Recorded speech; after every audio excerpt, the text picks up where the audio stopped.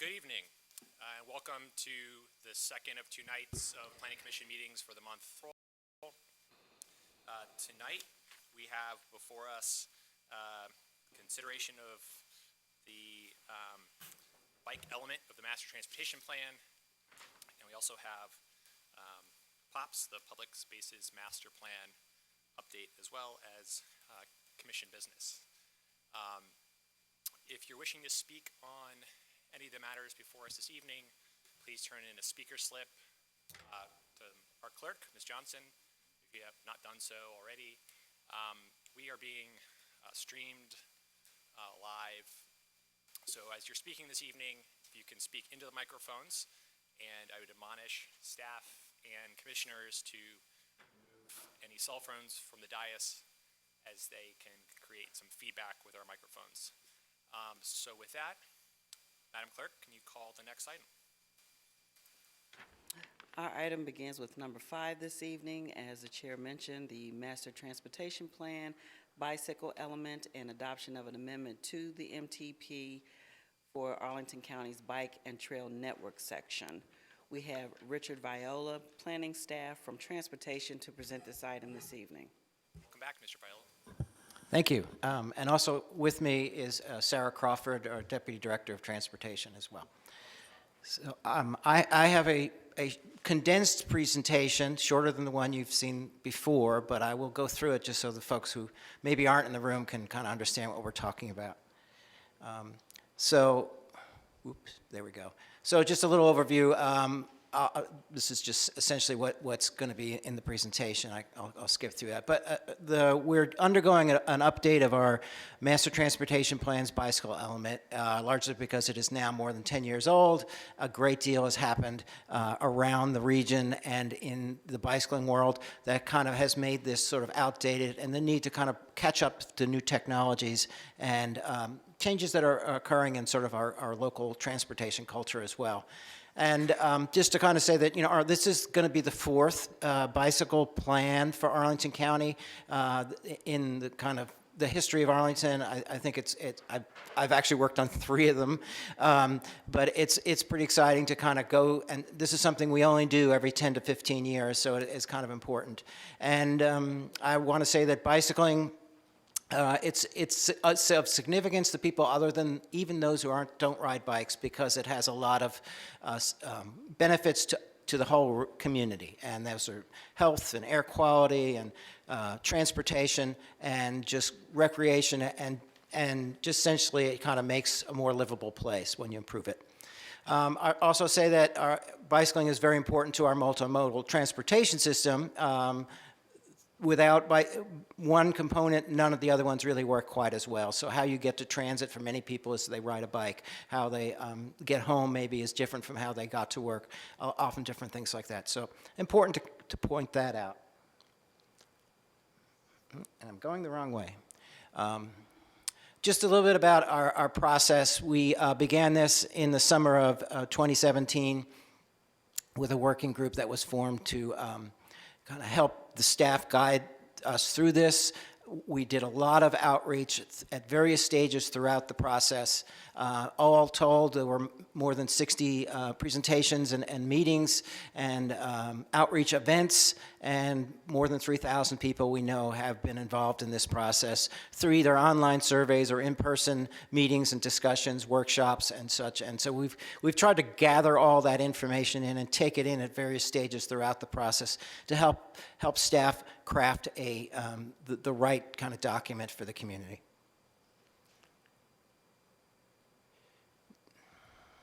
I mentioned there are 3 stages. I think they were important to kind of point out what they were.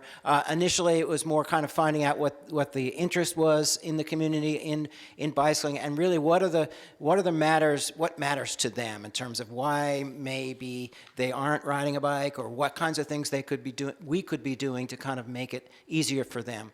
And then our second one was about the summer of 2018. We kind of underwent a process of kind of identifying, well, what is our facility like now? What's our network? Are there gaps? Are there kinds of destinations that we are not serving? how can we kind of improve the physical nature of our bicycling facilities and infrastructure. And then most recently, it's since the fall of 2018, we've had draft plans out.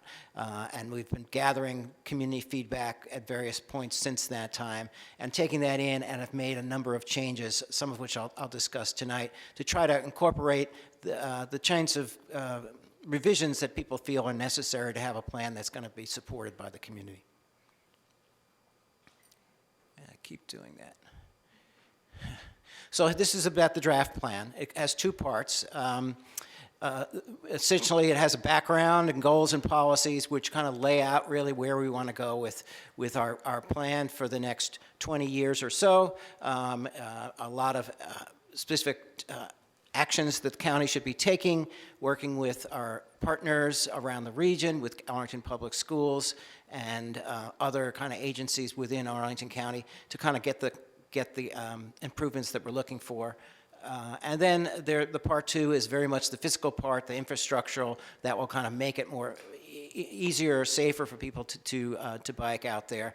And so we do identify where the priorities are through our primary bicycling corridors, and also kind of how we're going to implement these kinds of facilities that we have identified in the kind of the final part of the plan, the Appendix D. And then some design guidance and sort of how are we going to go about identifying what is the appropriate types of facilities for different circumstances. Keep doing that. Okay, just a quick kind of overview of sort of the policy themes of this document. This is the first plan that really kind of comes up with a vision, and the importance of the vision is it's try to be as inclusive as possible. There are many people out there who are not currently bicyclists, have some sort of latent interest in it. For many of those people, it's because they don't feel the facilities are safe and safe enough or secure enough for them to use. They're really not comfortable on them. So we're trying to broaden that group of people who do ride bikes. And so we're looking for is safe and secure for people of all kind of abilities. So it means the different kinds of things than we have out there currently. And we're also looking for a little more equity, and in that we currently have some parts of the county that are very well served with existing facilities, and other parts that don't have very much right now. So we're trying to spread access to more people in Arlington.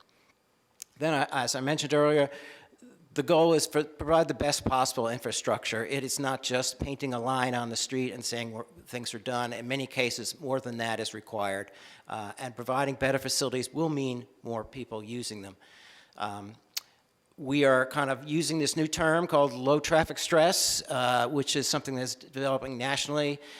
It's identifying kind of what is the greatest concern to someone when they're on the street or bike, and that's almost always traffic that they have to deal with, the speed of the traffic, the volume of the traffic, all that kind of factors into their feelings of comfort and safety.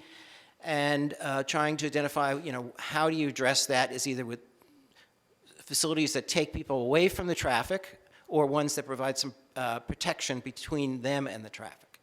And so that factors into our design and our kind of our facilities that we're identifying. And then we're looking at what's out there now are a very nice network of trails in the county. They're not necessarily been built out to be transportation facilities, but they certainly are used that way by many people at many times. But to make them more complete is to really provide them so that they can be used and they're reliable and they're available basically at any hour that people need to travel. And then also looking at kind of how these very many facilities that we've identified, how are we going to identify and prioritize which are the ones that we should be moving forward on. There's always going to be a bit of a competition for funding, and so trying to figure out which are the ones that would be best suited to kind of move forth that will have the most impact for people.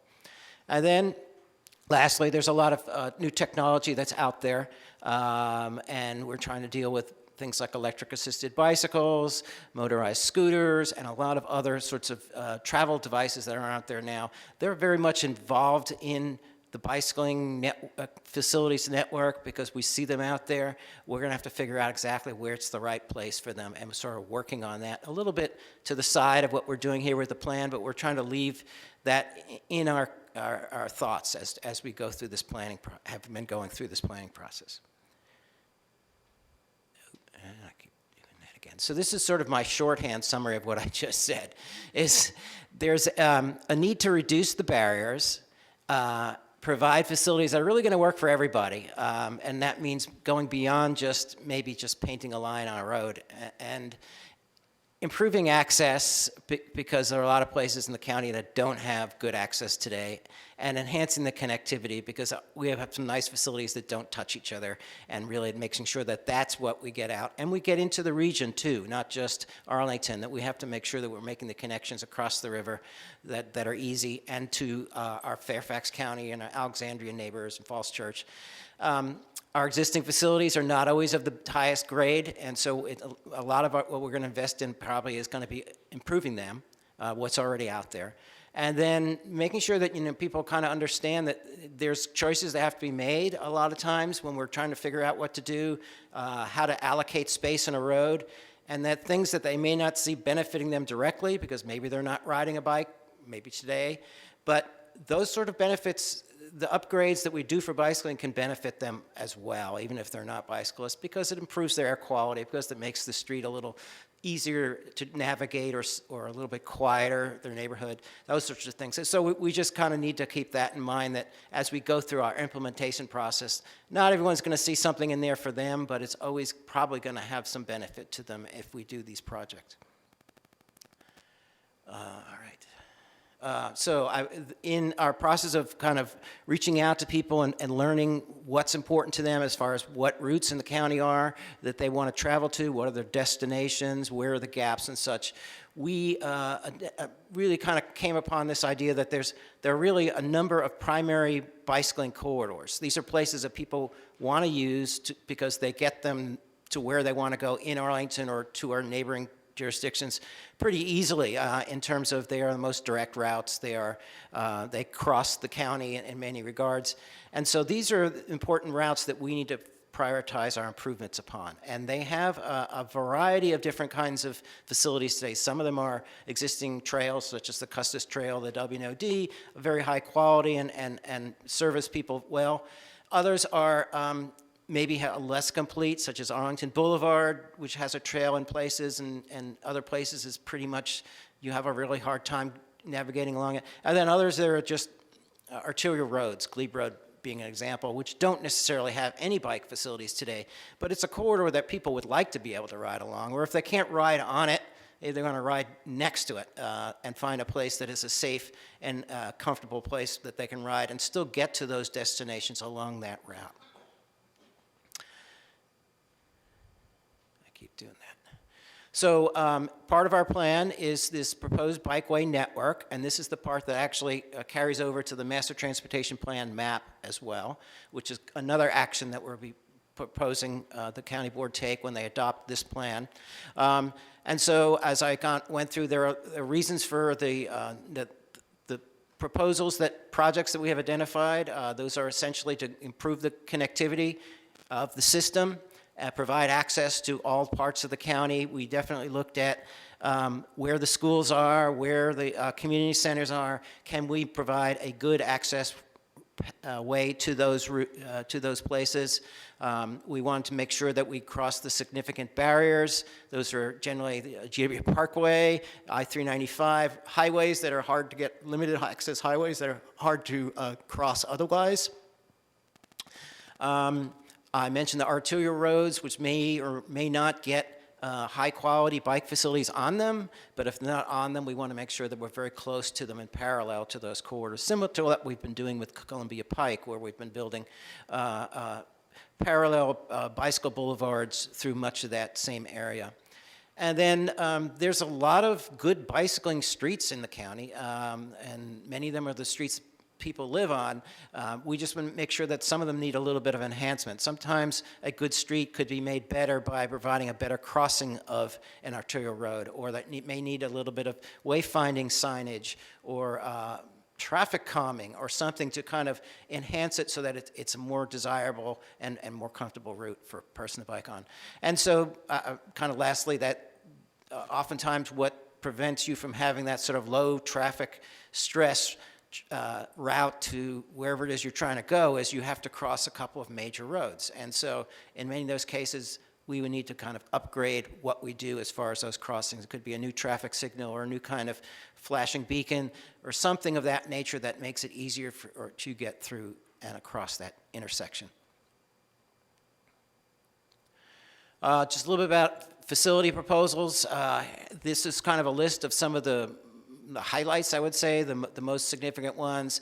New connections, and a lot of these come out of planning processes that have already been taking place, such as Crystal City Sector Plan, Roslyn Sector Plan, and others, and getting across those barriers, getting to the district, getting to our neighboring areas are pretty important. I mentioned some corridors, and we're Columbia Pike, Lee Highway, Glebe Road, George Mason Drive, primarily north-south or east-west routes that do cross the county and really get you to most of the destinations you probably want to go to.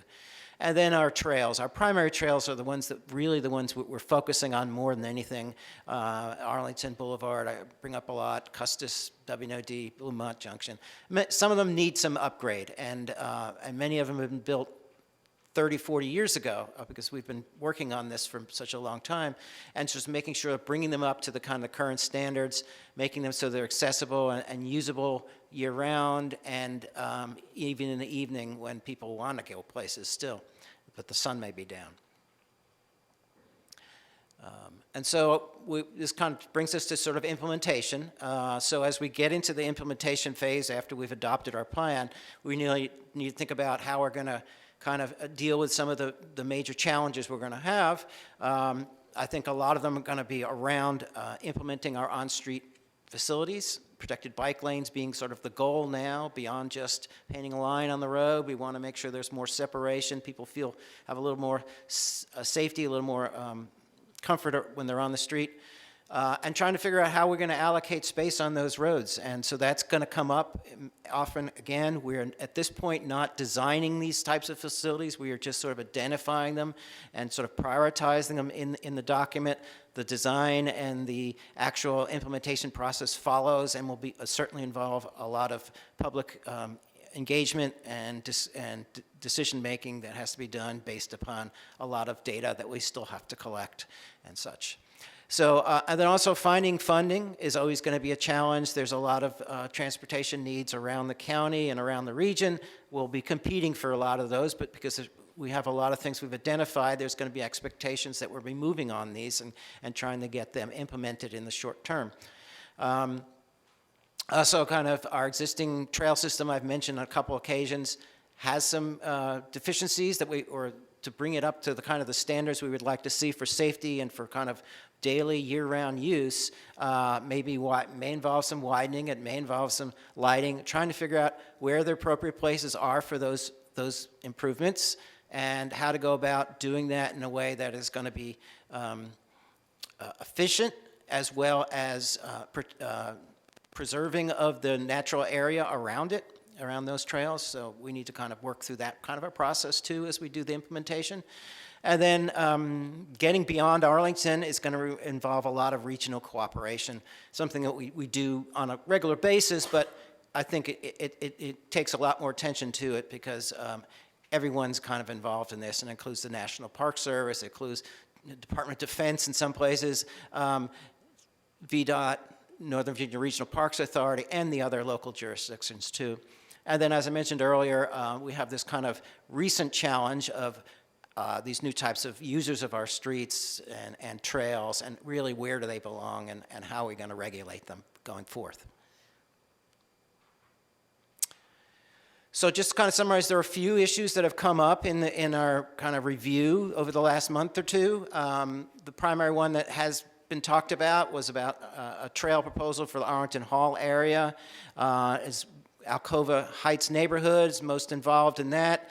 There's been a lot of concerns that this might be detrimental to the neighborhood to have a new trail built there. I think a lot of the concerns were largely about whether private property would be acquired by the Arlington County, involuntarily acquired by the Arlington County, and that was never the intent, and we wanted to make that clear. But we do like to proceed with making some improvements on street in the short term to try to make a better route connecting the whole neighborhood. And and still continue to look for opportunities to negotiate a trail on the property of the State Department through their facility for future implementation.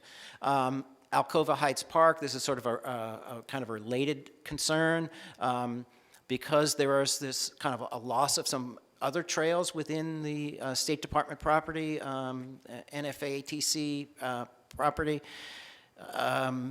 People have looked at the existing park next to it, which has some dirt paths that are used by some folks, maybe by bicyclists, but often by walkers and runners through that area. Concerned about maybe we should be upgrading those for asphalt pavement. That has been raised. County staff does not feel that's kind of appropriate at this time. That there's a kind of a need to keep some of those areas in sort of a more natural state. There's a lot of concern about the environment in that area. Resource protection area covers most of that park, and so at that point, at this point we're saying we'd just like to keep them as soft surface trails.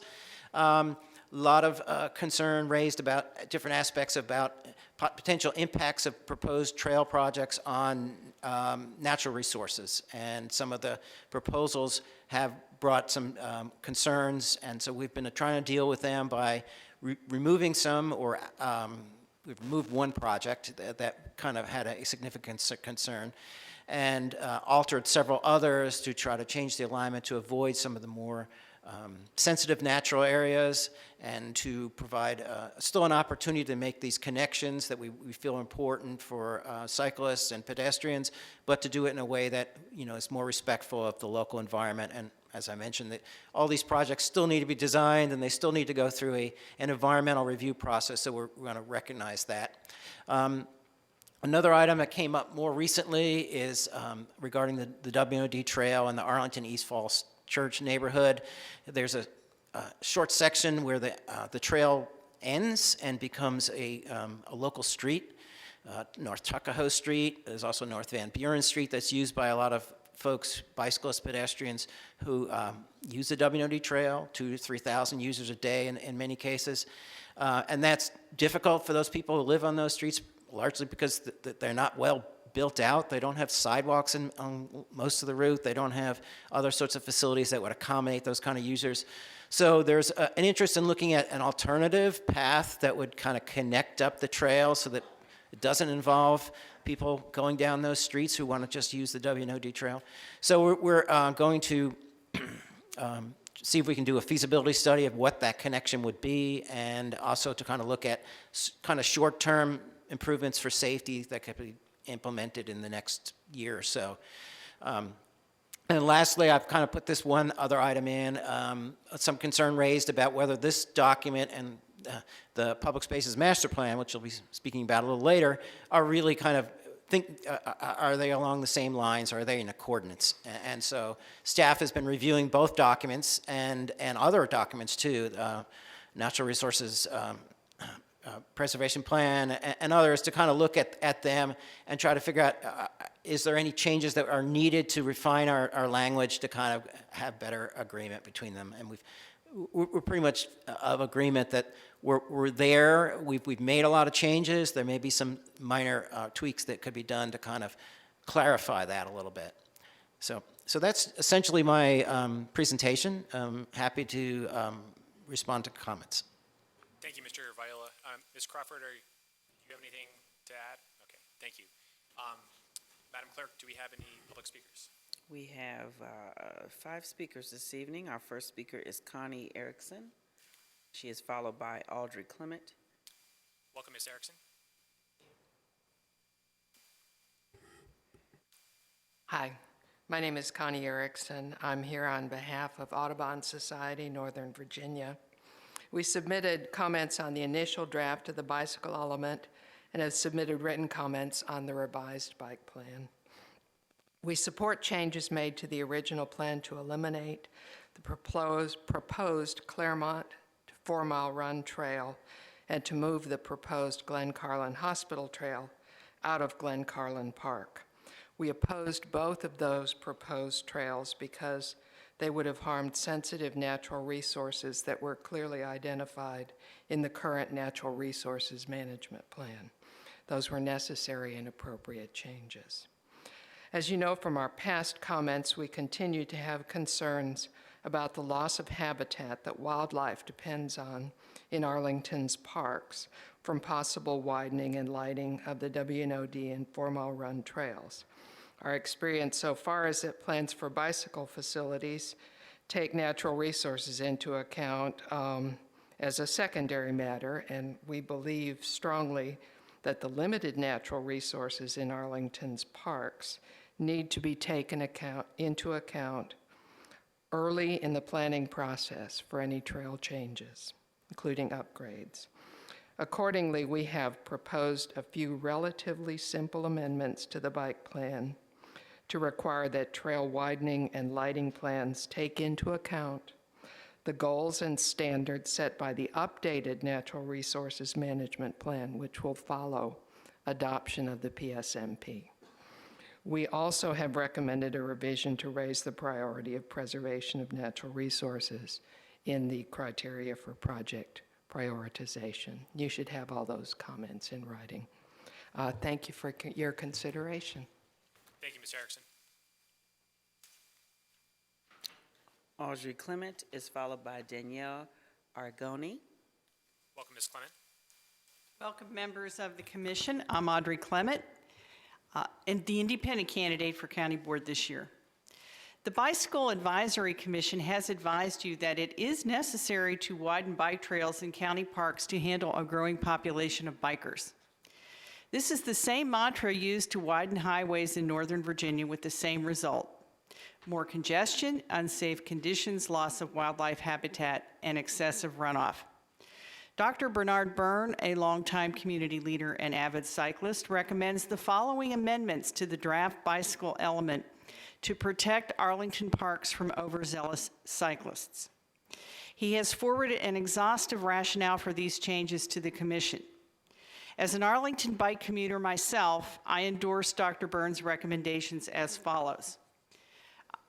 Section 5, Policies and Implementation Actions, Policy 10, Implementation Actions, page 19. Remove the words "consider widening to accommodate heavy use" from the following Section B.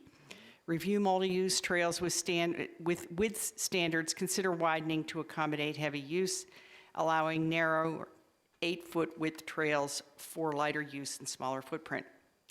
Add the following sentence consistent with 2012 AASHTO Guide for Development Bicycle Facilities, Section 5.2.1, Width and Clearance. E, this is the section to add. Limit mode buffers adjacent to paved trails in natural areas to no more than 3 feet. Appendix C, Design Guidance, page 39. Add the following sentence. The AASHTO Guide includes limitations on the widths of heavily used trails that are constrained by natural areas and resource protection areas, which of course certainly describes 4 Mile Run. Appendix D, Bikeway Facility Projects, Funded Bikeway Projects, project number 102, page 41. Remove the highlighted sentence from the following section on 4 Mile Run and W&OD trail improvements in Benjamin Banneker Park. The section to remove: renovate trails within the park and widen the primary sections of the 4 Mile Run and W&OD trail pavements to 12 feet. Widen the W&OD trail to 10 feet wide north of 4 Mile Run towards Tuckahoe. Appendix D, Bikeway Facility Projects, project number 201. Remove trail widening from that section. And remove the project Mount Vernon Trail widening, widen the pavement of the entire Mount Vernon Trail between Roosevelt Island and 4 Mile Run to a minimum of 12-foot pavement. Section, project 215, page 44, remove the highlight language which reads, where feasible, widen the trail surface to 12 feet width. Thank you. Danielle Aragoni is followed by Matthew Levine. Good evening, thank you. My name is Danielle Aragoni. I'm a resident of Alcova Heights. I'm a planner, I'm a bike commuter, and a parent of bike-to-schoolers. And I'm here today to urge you to include the link that had previously been removed from the bicycle plan, which would connect Alcova Heights neighborhood through the NFATC parcel. After Fort Myer and Army Navy, this is probably the largest super block that we have that impedes connectivity in Arlington. And the possibility of connecting a trail over public land is, I think, a very special opportunity that faces the board and the commission right now. First of all, it connects our neighborhood in a way that we cannot fix otherwise. First through Third Streets and Fifth Street are physically disconnected from the remainder of Alcova Heights. The only way that residents of those areas can access some of the amenities of Alcova Heights is by accessing via Glebe Road, which we all know is a very high-stress environment. This trail exemplifies some of the values that we heard through the public comment period, including it would provide a low-stress off-road trail. It would connect critical community resources, such as a park, a brand-new commercial development at the corner of George Mason and Columbia Pike, and the new Fleet Elementary School, as well as the Thomas Jefferson Middle School and Community Center. And it addresses a missing link. Clearly, there's a big barrier there in terms of connectivity, and it would facilitate access from a southwest direction from that important quadrant, helping people to avoid the high-stress environment of Glebe Road, which is a very difficult area to traverse. Having this in the plan gives us leverage with GSA in a way that we simply won't have or wouldn't have if it weren't in the plan. I think having a public commitment to a trail such as this one gives us the opportunity to explore negotiations with GSA and Department of State to pursue such a trail. I would urge you not only to retain this link in the trail, but to really use every possible opportunity to complete the trail. It is over public land that should provide an amenity to the public in ways that it simply doesn't now. Certainly, any negotiations with GSA or Department of State that are ongoing or that may emerge in the next several years, this is an opportunity to get that trail built. Furthermore, I do think that the soft surface trail currently through Alcova Heights presents a really important opportunity to link it and complete a trail that simply would not be available otherwise. That is a very lovely park. It's a lovely soft surface trail, but I think with permeable surfaces and some technology that's out there now, there's a way to do so in a way that protects the natural environment and completes that connectivity that is currently missing, particularly with the El Centro development coming online soon. I thank you for your attention and your time. Thank you. Thank you. Matthew Levine is followed by Bernard Byrne. Okay, Mr. Levine said he may or may not be here. Mr. Byrne.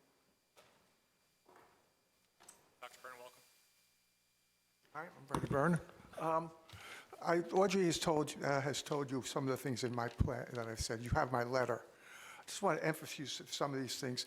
There's the AASHTO guide. They're supposed to follow, they say in the bike plan they follow the AASHTO guide. But there's something in the AASHTO guide, a guide that they cite there, that said in urban areas with frequent conflicts between users of different types, may design trails to decrease speeds.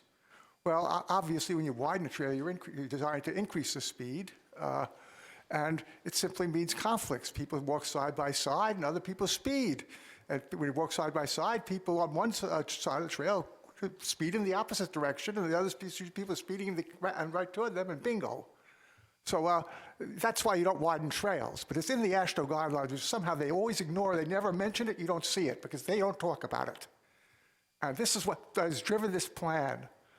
Now, specifically, regard for multi-use plans, there's something in implementation, policy 10, implementation B, considering widening to accommodate heavy use.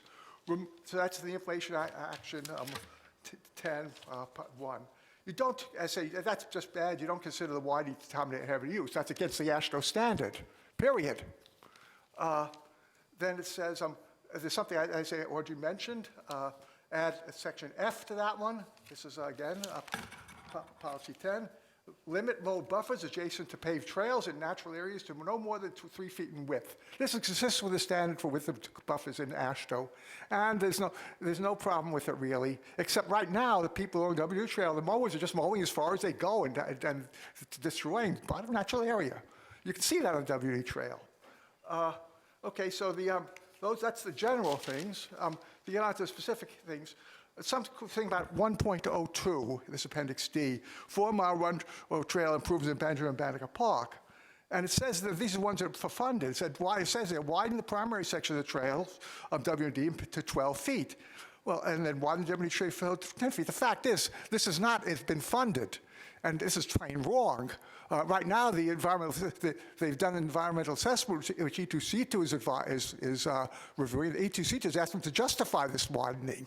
This has to be removed. It's simply false.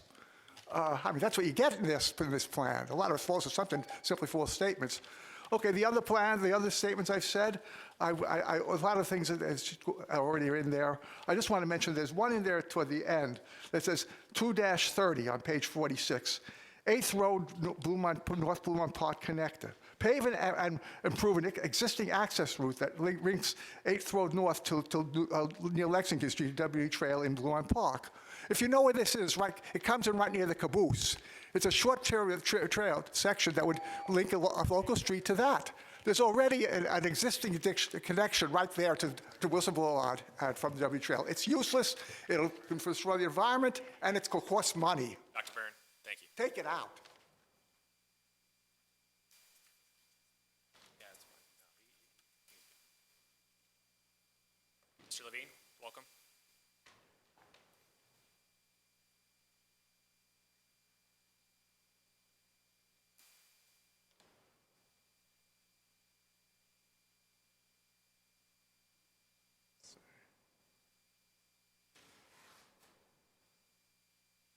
Okay, hi, how are you? Thank you for letting me speak. I arrived late. So I'm Matt Levine. I'm talking about the trails at Glen Carlin Park. And I don't know if you all have seen it, but there's been language added to the PNPS document to support the that mentions the possible development of mountain biking, cyclocross, and pump tracks in the area.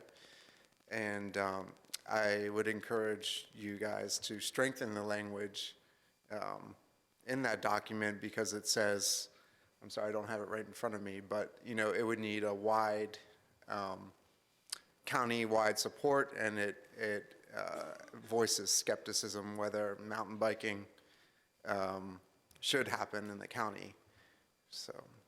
So I just want to let you know mountain biking is legal and supported in every jurisdiction except Arlington County. I've been working with MORE, the Mid-Atlantic Off-Road Enthusiast Organization, and Phoenix Bikes to come up with a plan to develop the trails behind in Glen. Do you have a question? Sir, do you have comments on the bike element? No, this is the public PMPS. So we're going to consider that. That's our next issue. So Oh, okay. I'll sit down then, or do you want me to keep going? be better, more appropriate in our next matter. Okay. So All right. I think there's confusion because it was about biking, and then this is.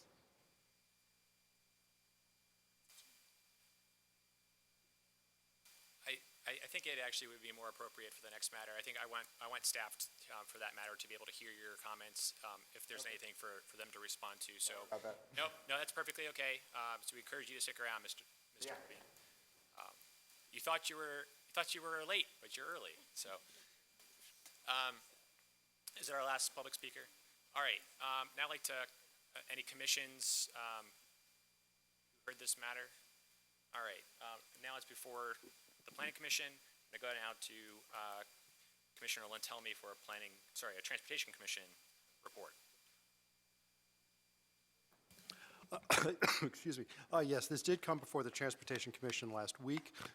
We did have a good amount of discussion on this. Part of the discussion revolved around the term enhanced. It's a subjective description that is used in the document in many places. And what we, for enhanced bicycle facilities. Because it is subjective, we weren't quite sure, at least some of the commissioners weren't quite sure what that means, how to take that. Does it establish a floor? Does it establish a ceiling? What does this mean? We went back and forth quite a number of times on this. We ended up having one voted on an amendment to Appendix D to sort of have additional language which would help give meaning to enhanced bicycle facility. And I'll have language for that, which I did circulate that by email to the rest of the commissioners. That's it. We also then had, in response to some public testimony on a couple of the matters, one, as we heard, the WNOD realignment at East Falls Church. Mr. Viola talked about that extensively. And also the Alcova Heights South Glebe Road improvements, which again, Mr. Viola also talked about. Both of those, the commission recommended and voted in favor of making small modifications to the language that, of course, keep those, but also we feel better gives assurances to those neighborhoods as to the intent of the comprehensive plan and what staff intends to do under that comprehensive plan. Overall, we did vote for it. We did vote to recommend out the bicycle element to the county board. Great. Is your intention to make a similar motion on the Alcova Heights? Yes, Alcova Heights and on the WNOD realignment and also the bikeway facility projects for Appendix D. We have language here. Okay, thank you very much. All right, I'm going to turn now to Commissioner Giacomini, who did also circulate some comments earlier today for an LRPC. Thank you, Mr. Chairman. It was very short since, of course, we didn't have another LRPC meeting between the RTA and the consideration this evening. It was just to highlight, going back to our letter to the county board at the time, I think the things that really came out was, again, how this particular element of a larger element of the comprehensive plan would work with other elements of the plan. And I know that Mr. Viola spoke to the work that they've been doing with POPS, with the Public Spaces Master Plan, which is very welcome. But we also know that there are several sector plans, there are other things that are in and part of our comprehensive plan. And while there's some mention that, and I think on page 6 of the current draft document, it acknowledges that they exist, and some plans are older and some are newer, and that this element, when and if adopted, or if and when adopted, would help inform new plans.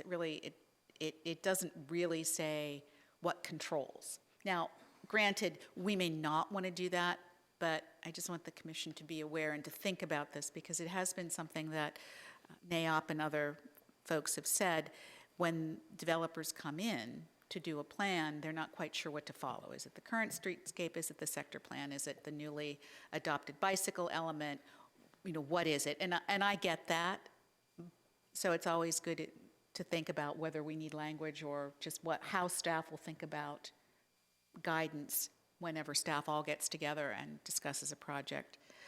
The other part is how this is applied to APS projects, to Arlington Public School projects, which we talked a little bit about. And page 21 of the draft document does sort of talk about this. I would like to sort of put a footnote on this and thank Mr. Viola for, I think, continued work with the Education Center, because at the last pass at our PFRC, there was now covered bicycle parking. It's not new cover. They've managed to find a place in the existing parking garage, but I very much thank staff for, I think, having worked again with APS staff to make that happen. And that was something that was a change from what we saw last month. So that's all I have. I don't know if, I'm sure other commissioners may have things that they want to talk about. Thank you, Commissioner Giacomini. So I have some of the things that Commissioner Giacomini outlined, so relationship with other plans, APS projects. I also have on my list kind of the widening environmental resources, lighting discussion. We heard several speakers tonight talk about that. We've received some letters to that effect as well. And then I think I want to, there have been some small modifications to the draft, so kind of any questions about other changes that fall outside of that scope. And then are there other topics? If we wanted to talk about path treatments through the RPA, is that covered under the widening? I think we can discuss that there. Okay, thank you. Appropriate. Are there other topics people want to discuss? Yes, on the list here. It could be a corollary or a subtick under relationship with other plans. Um, I'm really concerned about implementation, which is separate from the plan itself. And I've been thinking a lot about that because you ask, what's the intent, the nature of a comprehensive plan? That's one set of concerns, but then you have that second level of implementation. So I don't know how you'd like to handle I that. want to take that separately. Separately? Then Then I wanna implementation. add to that, we did have some testimony about the prioritization.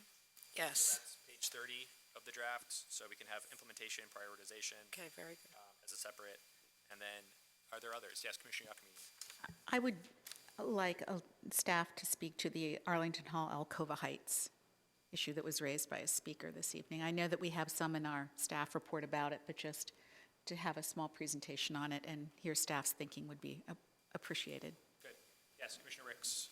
Wanted to ask a brief question about enhancing safety, and I don't know if that's a separate subject or it falls in a different category. Specifically to, I mean, in generally enhancing safety, or? Or how the bicycle element might address it Okay, in greater detail. all right. Fair enough. Are there other subject areas? All right, we can always have a catch-all at the end. Other. All right. So, any kind of questions on relationships, sorry, the relationship of this bike element to other plans? Commissioner Geary. I want to start by saying thank you, Mr. Viola, for modifying some of that language and reflecting the comments that we made about trying to interact more closely with the goals of the Public Spaces Master Plan and the Natural Resources Management Plan. I saw some of those language changes, and I think just being a little more clear is very helpful. If this is the time to follow up on Commissioner Siegel's point, I echo the same concern, and this was raised by one of the speakers, that I think when we do get to implementation, it would be helpful if we had some better understanding as to why this low impact to existing natural resources is a secondary criteria rather than a highest priority one. I'd personally prefer to see it be a higher priority one, and I think this is going to spur a bit more discussion, including Commissioner McSweeney's comment that we might be able to do better even if we do decide we need to do things like widen trails and light them. There might be other resources or forms that other jurisdictions have used that don't have the same negative impact on the natural environment that we might be anticipating. All right. Kind of other questions, comments on under relationship to other plans? All right. Do you have anything on that? No, just waiting for you to start. Okay, yeah. All right. The Move on list. to the APS projects. Oh, APS? Yeah, that's No. the next thing on the agenda. Do you have anything on that, Commissioner? Wait, sorry, I'm sorry, just clarification. I had a relationship with other plans. Just on that. We're on that now. Oh, we can go back to it. Yep. Okay, Commissioner yes. Siegel. Just a question, relationship to other plans. I have the, on page 85 of the PSMP, there's a inner loop, outer loop action, and I was trying to understand the relationship of this map to your map, and I have failed. So I'm just wondering, have you, first question is, is that one of the things that you've looked at, and what conclusions have you drawn? Just because I can't understand it, see it, doesn't mean it's, Okay, you so haven't done the work. the map that you're holding up is intended to be part of our master transportation plan. Right. It's the facilities proposed for this bicycle element. The Public Spaces Master Plan has a map of some trail facilities or kind of routes that they are And kind of they're not, featuring. they're not consistent. They're not exactly the same because they're two somewhat different audiences. One is the public spaces is not necessarily entirely focused on transportation. It is other aspects of travel, of recreation and such, and so other things are featured, I think. So there's softer walking trails that may be exhibited here that we would not see here. Correct, correct. And the loops that they have identified within Arlington are things that we support, but they're not necessarily what's going to be featured in our plan here. Yes, that was really a clarifying question, and so I appreciate that. Thank Sure. you. I'm confused. I'm confused about the same issue. I would think that the very general outer loop of protected routes that connects our bike routes on page 85 of the Public Spaces Master Plan would overlap the bike and trail network. Well, there is overlap. However, we don't,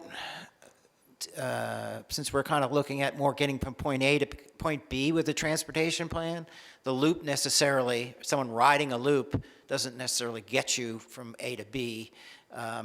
It's a different kind of aspect of things, and that it is really more about the experience than about really sort of the connectivity aspect. So it could be the same exact streets that form the loop are in our plan. They're just not in that format, identified as such. Okay. All right. A follow-up, and I'd like to offer a comment. I think in the PSMP, Public Spaces Master Plan, the idea there, the intent was to have people, for example, be able to amble closer to the water bodies that surround us. So, for example, you do see an existing Arlington loop, which is red dots. I don't know if you have this in front of you. I apologize for that. That really do go right by the Potomac. That, I think, arose from the statistical survey that had been done where rising very high on priority and preference of Arlingtonians was to experience the waterfronts and to have them be part of our consciousness, be able to walk them.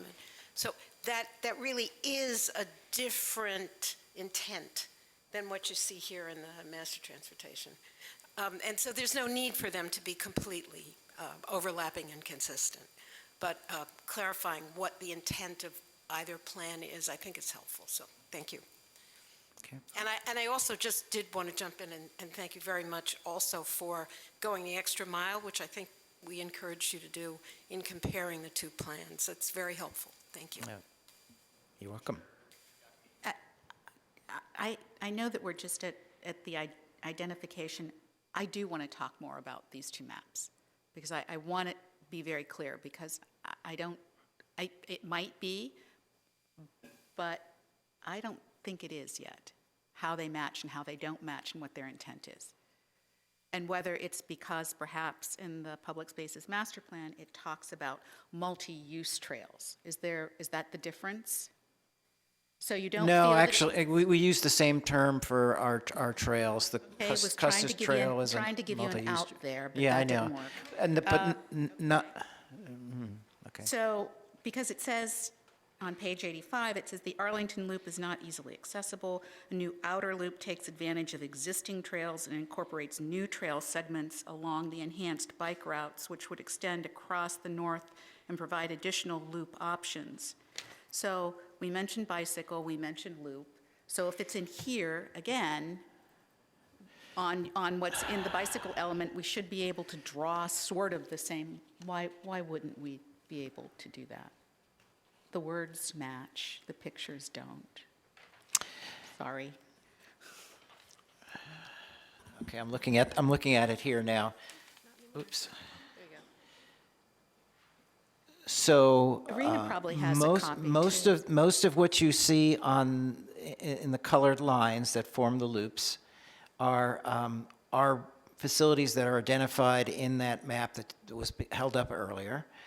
Because that map being the one that goes to the element. Correct. Right.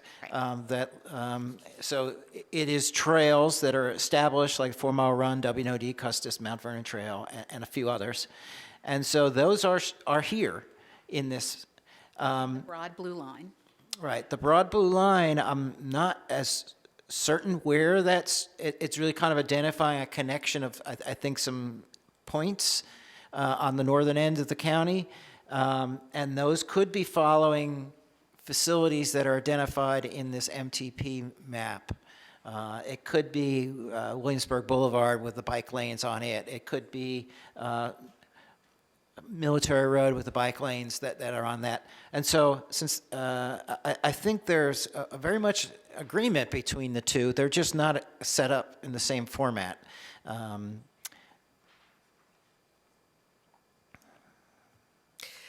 I appreciate that. I think because both of these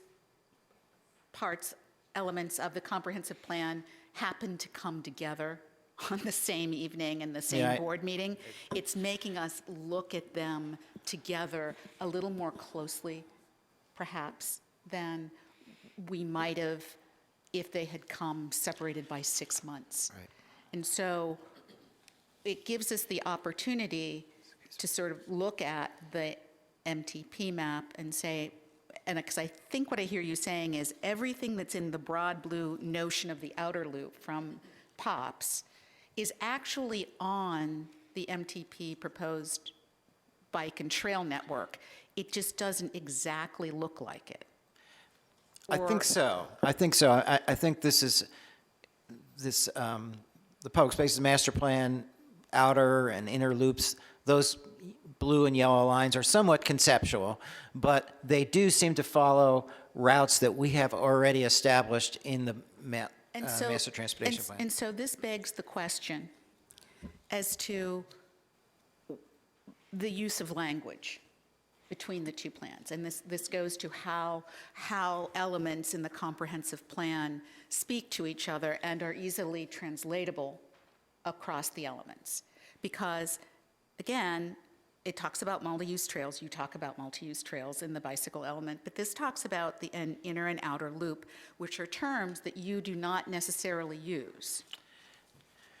Right? Correct, though I actually do have a reference to them in the bike element, which we did add because there were some concerns that maybe there isn't enough recognition between the two documents. So we do speak to kind of working with the guidance in the Public Spaces Master Plan. I just wish I could find it right now and so read it to you, but maybe I will find it as we talk about it. Well, this may be a good opportunity after the meeting this evening to go back and think about how to feather the two together a little better. Because both are being updated at the same time. There's no reason one should lag. And if we can clarify anything between elements of the comprehensive plan, we really should take the opportunity to do it because it does get confusing and people will pull out something from POPs and say, well, we should do this because it's part of the outer loop. But yet we'll go and look at the bike and trail network and go, well, it's not really there. Or we'll look at something on the bike and trail network and someone will say, well, this is part of the outer loop. And then we'll look in POPs and say, well, that doesn't seem to be where the outer loop is.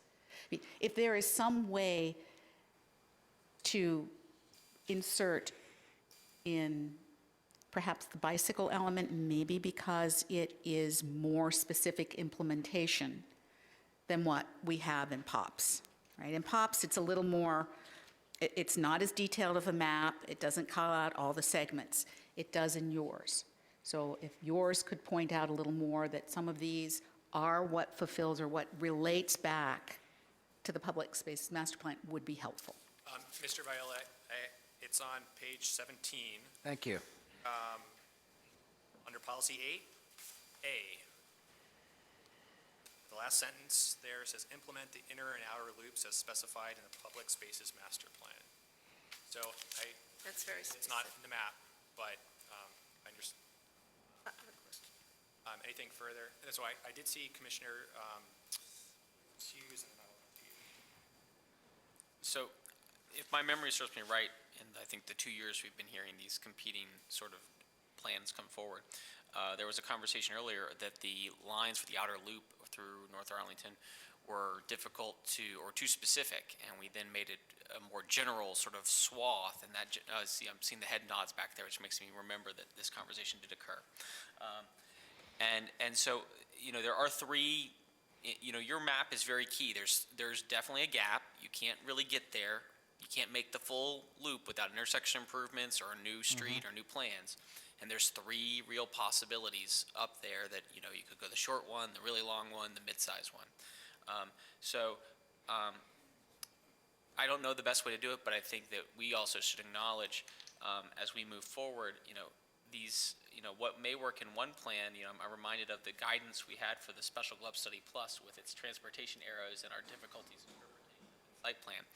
And our good friends who are engineers in the Department of DES, definitely want to know that, well, this street's not going to move, so it's going. So I think we also have to remember that some plans are more fluffy and other plans are a little bit more precise. I appreciate that, Commissioner Hughes. Yes, staff also during the working group discussion on some of these outer loop did raise also some topographical issues in some of these places in the North Arlington that would actually make it pretty tough for a cyclist to get through. So just another thing to kind of, just the reality of topographical issues. Yes, Commissioner Siegel. Yeah, although just a clarification, yes, that is true, that the original draft was modified with the blue arrow that you rightly point out looks suspiciously like the yellow arrow in Kirkwood, and yes, indeed, which is very helpful as a conceptual device and doesn't specify things so carefully that people will get immediately concerned that they need to jump on an issue. But the status of the two maps are quite different. And correct me if I'm wrong. If this map were to be changed, or there would be required an amendment process. However, Correct. if the map on page 85 of the Public Spaces Master Plan were to change, there would not be required such a change, right? It's the status of the two are different. So I just wanted to point that out. And to also to say that the multi-use for the PSMP really is just that. Again, that goes back to the intent, the intent of the plans. Perhaps by modifying the language, as Commissioner Iacomini suggests, it won't mislead people to thinking that they must be completely consistent, although it would be worth another look-see to see how they might be readjusted, if need be. All right. Okay. This point has been made by several of us. I'd like to move on. If there's other issues on the kind of relationship with other plans, I'd like to entertain that. If there aren't any, let's move on to kind of APS projects. Was raised last month. If there's anything further on that, I'd like to entertain those kind of comments or questions. Not seeing any hands. Let's move on to, we heard a lot of testimony on the conflicts perhaps with widening, environmental resources, and their preservation, and also lighting. So any questions there? So yeah, Commissioner McSweeney, and then Commissioner Lantelmi. So I had two questions. We certainly did receive a lot of feedback, I think, on the widening in general. And I wondered, what is the thinking? In the document, it said something about a minimum, widening a minimum of 10 feet. And it was suggested that the language be changed to a maximum to decrease the footprint, the paved footprint, especially in our natural areas. So could you address that, or do you have a response to that? Sure. So the reference about minimum of 10 feet is because that is a national standard. AASHTO is the organization that does provide that kind of a standard. In order for a facility that is going to have significant amount of both bicycle and foot traffic, that 10 foot is the kind of the minimum they recommend for the safety and comfort of the users. So in some places we have some trails that were built many years ago that's a little bit less than that 10 feet. not too much. Mostly we've upgraded. We do allow for a narrower footprint of 8 feet, which is also what AASHTO says, if it's a very low-use facility. And there are a number of those around the county, too. So the reasoning for the 10-foot minimum is to try to meet that standard, and I think it's a good standard that does provide for safety. There are some places where 10 feet is just not sufficient, and we have a lot of that in Arlington today, where we have the Custis Trail, and most of the WNOD Trail is about 10 feet, and it gets very crowded, and you do have a lot of user conflicts, and we feel that a minor widening, taking it up to about 12 feet, would actually be a big benefit in terms of providing passing distance when cyclists try to go past other people on the path, and would provide for more safety and comfort. And then I was wondering about path treatments with areas that are in the RPA. Specifically, I know that a couple of bike folks talked to me about the Alcova Heights Park Trail, not the previous one that you mentioned, but the Alcova Heights Park Trail. And I believe that's a soft trail now, and some bicyclists said that, they use it because it's a really good path to get from one area to another in Arlington, and that it gets very muddy. It gets, when it's rained, it's not very usable. And they were hoping that this would pave some of that, but some of that is in the RPA. And so I just had a question about what kind of treatments could, say, improve the path for bicyclists that do not create impermeable surface in areas like that. Right. So that particular path, I've had some conversations with our Parks Department staff about, and they have some interest in making some improvements to the drainage of the area, and maybe to provide additional soft surface material, but they are not interested in paving a hard surface trail there because of the area where it is in the RPA, and though there are opportunities to build hard surface trails and RPAs, they do have a lot of concerns about, what impacts that will have on the water quality and such, so we have to be careful with that.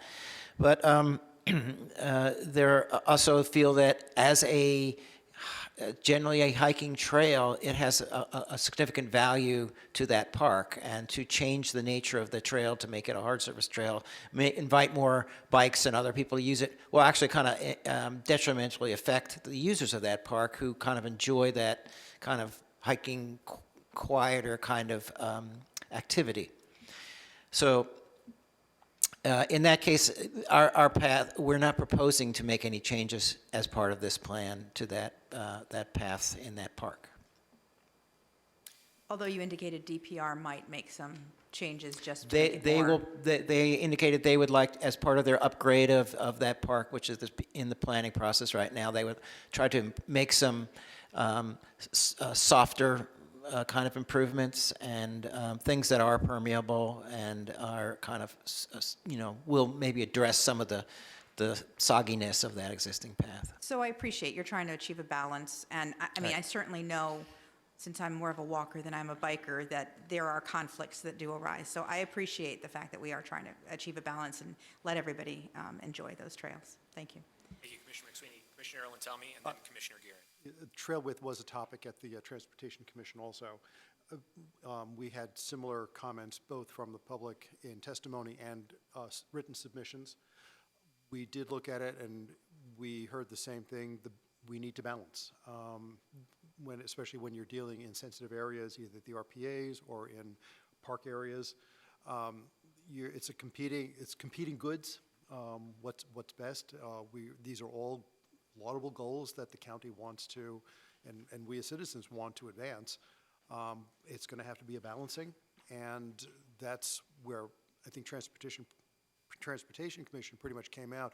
We did decline to accept any amendments that would serve to do a blanket restriction on the width of trails anywhere in the county, really, and instead feel that the way it's now characterized in this is appropriate, and by looking at the national standards for bike paths, including in urban areas and in sensitive areas, we can come to an appropriate balance, that we have the flexibility to do that balancing.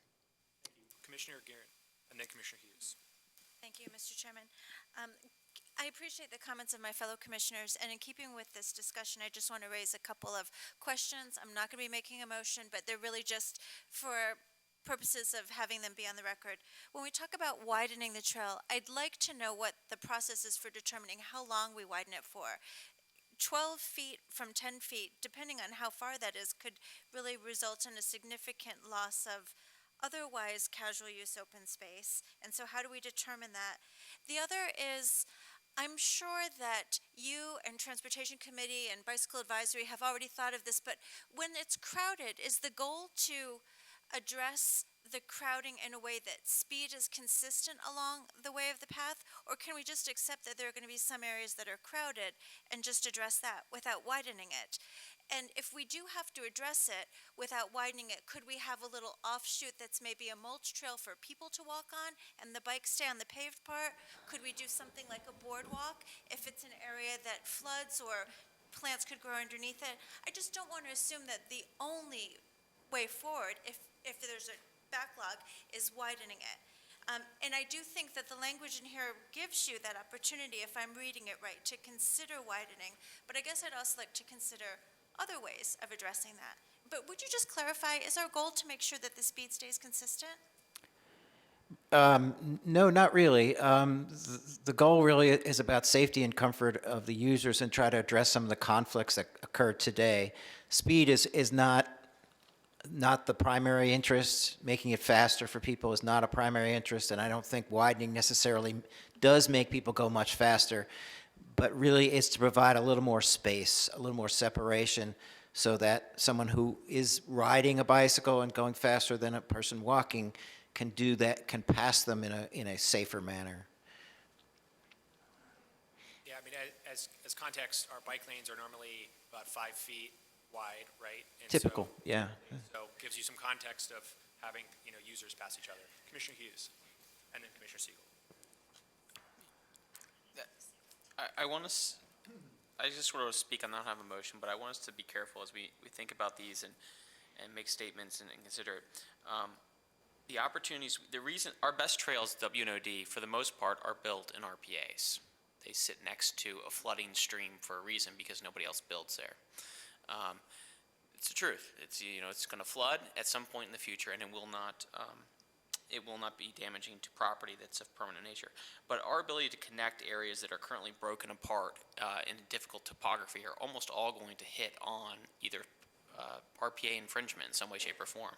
So we do have to balance it. We also have to acknowledge that the movement of people through our community is a very important aspect. And if it's a public right-of-way that's currently being used by private individuals, almost semi-publicly, semi-privately, then we need to be careful about that. And I think we need to be tame and thoughtful as far as moving forward. There's going to have to be new trails built in RPAs, and they're not going to have to be an off-limit zone. Okay. Commissioner Siegel, and then Commissioner Steinberger. I think it's appropriate to bring this up now. If not, I can talk about it later. When we talk about the conflicts, potential conflicts between natural resources, preservation, and enhancing the travelability of a multi-use trail or a bike trail, that's where the conflicts are. And the public has weighed in, as we've seen, on both sides of the issue, and the public authority needs to balance those things. In Arlington, we take public testimony. So my question really is, with DES work on these priorities, these issues, widening a trail, making a connection better, that sort of thing, is the only opportunity for public input, issue by issue, trail portion by trail portion, the capital improvement and budget process, or are there other ways in which the public can weigh in? It may be, other than Alcova Heights or other areas we've identified that are specifically identified in the plan, But there may be parts of a trail, I guess Glen Carlin is one, where the public would really dearly like to weigh in on that balancing act at the implementation phase.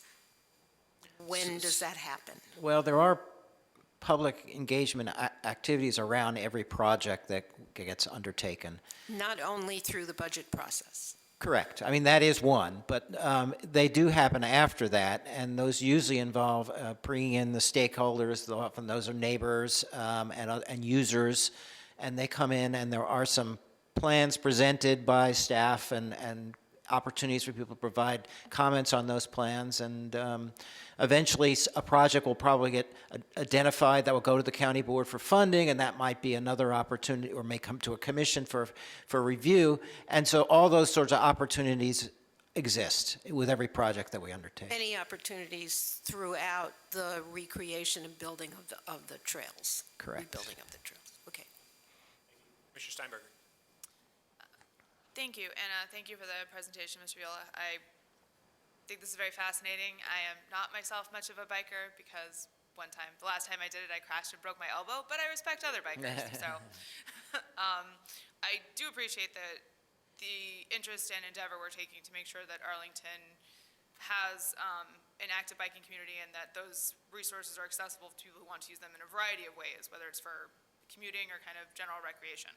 I do want to specifically align myself with Commissioner Guerin's comments with regards to what trail widening would look like. To me, and I'm not a trail expert, it would seem to me that maybe trail widening doesn't have to mean any one thing, that if we're simply focused on sort of what a set number of feet that we would be looking at for what the expansion, either a minimum or a maximum or something in between, setting a range there, that there might be other ways in terms of considering, or you can tell me, if there's different types of widening that you could get at that would allow both greater access and ability for, and safe use for people of different modes of transit, whether it's walking and biking or otherwise, that are simply then paving something that's going to be 12 feet.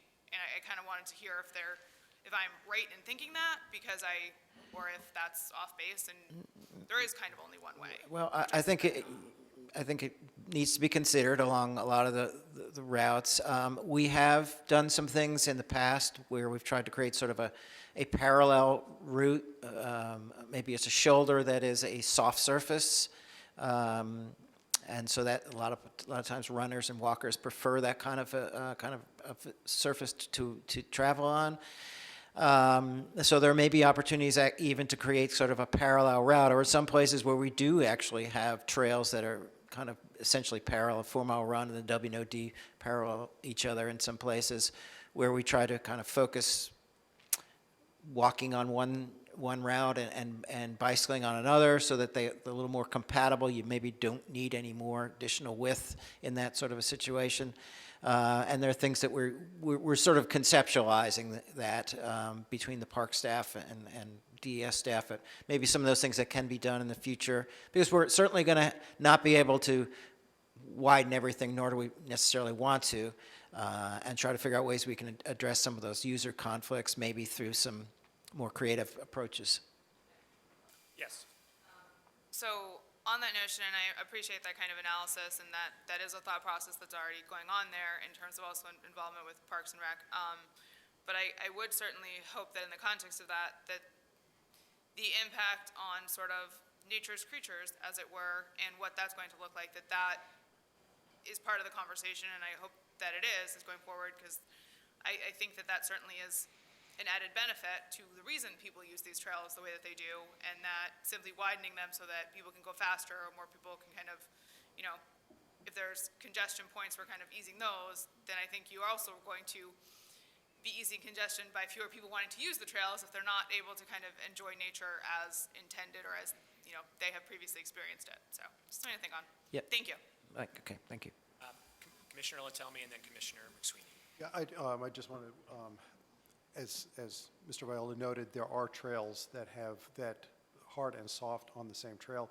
If you look at the W&OD out in Falls Church and then out into Fairfax, it's quite wide, not paved wide, but it has next to it, or all along it, a soft shoulder, which is really for horses, but people, runners and people are probably the 99% users of it. But it has that extra width that could be done here in Arlington in the sensitive areas. It's clearly permeable, it's soft, it's dirt and gravel, and that could be a possibility as a solution for concerns that we have about widening trails. And you're not going to go fast on a trail that's built like that. So we do have options for this, which is part of the reasons why I personally felt very comfortable with the width, saying trails can be made wider, and that would still be consistent with safety and usability. Thank you. Commissioner McSweeney. Thank you. We received some letters from Dr. Clement, Dr. Byrne, Ms. Sundberg, and of course we heard from Dr. Byrne and Dr. Clement tonight. I was just curious, did you receive these, did you have a chance to consider these ahead of time? Are there any of the suggestions that you're considering incorporating into the document? And specifically, I was just curious about the mode buffers, the request to decrease them. I'm familiar with I believe I've received the letters from Ms. Clement and Dr. Byrne earlier, and I don't know if they've changed any, but I have seen some in recent weeks. The concern about the mode buffer is one I did raise to our park staff again, that they do the maintenance along most of these trails, and they were somewhat in disagreement with Dr. Byrne on that. They feel there are places where they do need to mow beyond 3 feet for a couple of reasons. One being it helps reduce the invasive species by mowing in some cases. If you don't mow, you do get a higher number of invasive species in those areas, and not necessarily useful natural habitat for creatures who live in that area. And another one is, in many places, 3 feet is just not enough clearance for general safety, that you may have vegetation that can obstruct visibility for folks as they're using the trail, that it may be better to clear some of that down a little further from the trail. It's a matter of kind of being able to see what's around you, a little bit of a security concern in some places. But in other places, it helps to provide a little more visibility on curves and things like that if you can see a little further ahead of you. So those are a couple of kind of compelling reasons I saw for why we don't necessarily want to specify 3 feet. Plus, also, I should say that this is a comprehensive plan element. It really is. It would be incorrect to kind of add something that's so specific as to how broad you should be mowing an area to a comprehensive plan, because that could easily change at any particular time for many reasons. And then we would essentially be having to come back to our plan again to make the sort of a revision for kind of a very minor point. So we're not going to be adopting that aspect of Dr. Byrne's comments. Thank you very much. I especially appreciate the safety concerns and was wondering if maybe that was part of the reason for the language. And of course, you're right, the comprehensive plan aspect of this is another. Thank you. Mr. Viola, in the draft staff notes on page 39, so it's Appendix C, kind of what you just touched on, the second to last paragraph notes that, staff have adopted their own kind of set of design guidelines from AASHTO, NACTO, and our traffic control devices, or traffic signs, right? Can you just speak kind of generally about the kind of updates to that? You don't necessarily need to get into specifics, but how often is staff looking at new guidance from AASHTO, NACTO, others, and sort of how frequently does this sort of get revised by you all? Well, I mean, all the time. I mean, those sorts of organizations generally put out guidance every few years. They may update their previous document. They don't happen all the time. They don't happen daily, but we are always looking for reports that might, research that might be helpful to us experiences of other jurisdictions. Sometimes things are done on kind of an experimental basis that then get published, and we get that. We don't have a lot in the way of what I would say our own sort of design aspects, but we do find that some of these documents that are very global, national in intent, don't cover everything, so we have to develop certain practices on our own, and we then work those up, and those become kind of our own guidance, our own document. Okay, thank you. So is there anything else on this issue? If not, so I think I would like to move to the implementation and prioritization aspect, because part of that does touch on what we were just discussing with regard to the prioritization criteria as well. So any issues people would like to discuss? Commissioner Siegel, I think you had a question on prioritization. Yes, I did, but I think previous discussion has kind of answered it, yeah. Okay, good. All right, anybody else on kind of implementation then? There's kind of implementation actions, Commissioner McSweeney, and then Commissioner Hughes, sorry. Thank you. I have a small question. It's on A, of the implementation actions on page 17. It says, provide additional multi-use trails where significant community demand and support are expected. This may go to a different issue that we're going to discuss later, but I was just curious, where does any opposition to multi-use trails come in? Is that sort of assumed there as well? And how do you weigh, I guess, a greater good versus opposition to certain trails being created?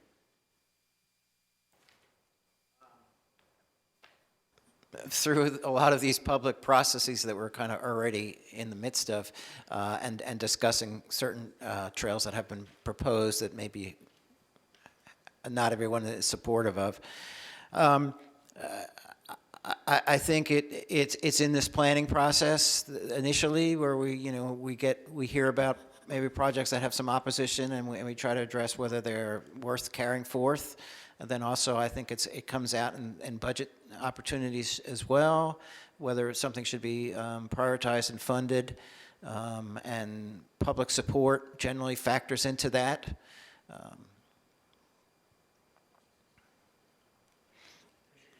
I want to thank Mr. Viola for adding his enhanced language on the Hoffman-Boston connection. I appreciate that.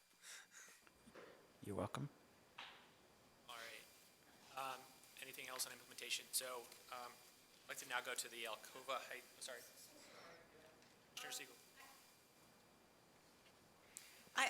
I do have maybe a concern about the way in which the highest priority criteria and the secondary priority criteria are arrayed. Because it would seem to me they might not be separated quite in this way. So that, for example, the opportunity to improve network coverage, I'm just pulling one of the high priority criteria, would be number 1, 2, 3, 4, 5th. Improve network coverage to better serve underrepresented areas, populations, or link with adjacent jurisdictions bikeways. So it's not so much that you would go down this list and pick a site or an area based on the highest priority criteria, separate from concerns registered in the secondary list. Because, for example, Commissioner Guerin suggested elevating low impact to existing natural resources. I can see any of these, the one I particularly pointed to, being the headline. Okay, we need this better connection. We need a wider trail. We've got crowding. We have conflicts, pedestrian bikes. We have to fix this. Then you would, at the same time, and I think as the Audubon Society suggested, you would, at the get-go, say, well, how much damage are we doing, would we be doing, might we be doing, to the natural area in which this trail is found?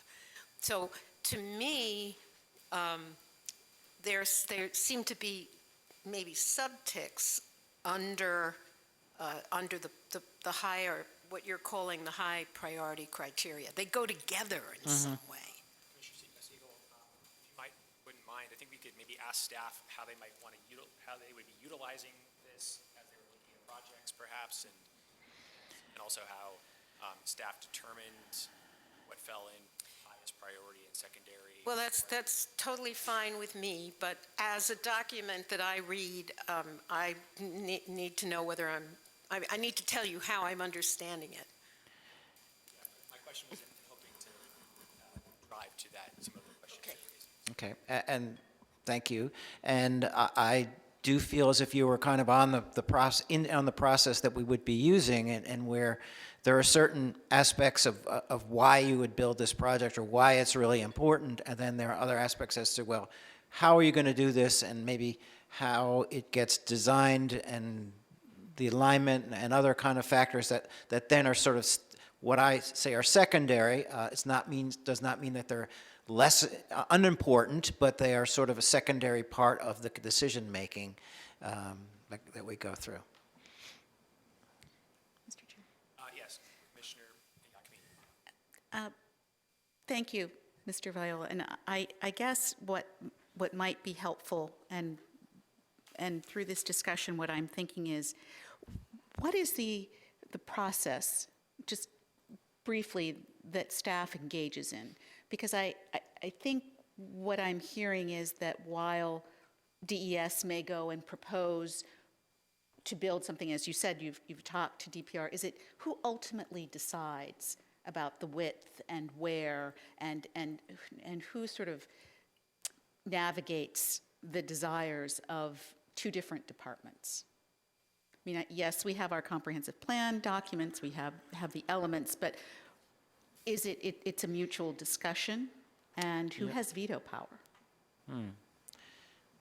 Surely you've We gone definitely through have a this. mutual discussion. And I'm trying to think of some recent examples of where we've done things like in Banneker Park or something like that, where we've had Parks took the lead on that project because it was very much their park, and DES kind of was sort of an advisor, and we discussed how best to come up with a design, whether there should be dual paths or, we had a lot of thoughts that went through that, and we kind of eventually worked to an agreement as to where to go through that. Some other projects, maybe we have had the lead on building, say, the Washington Boulevard Trail, and we went and kind of, met with our park staff in some other regards. How is this going to fit in Towers Park?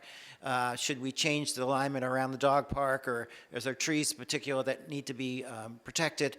Things like that. So it's always a conversation between the two departments, and I don't think we've ever had to, pull the power play and say it's ours. It's, we're going ahead with it.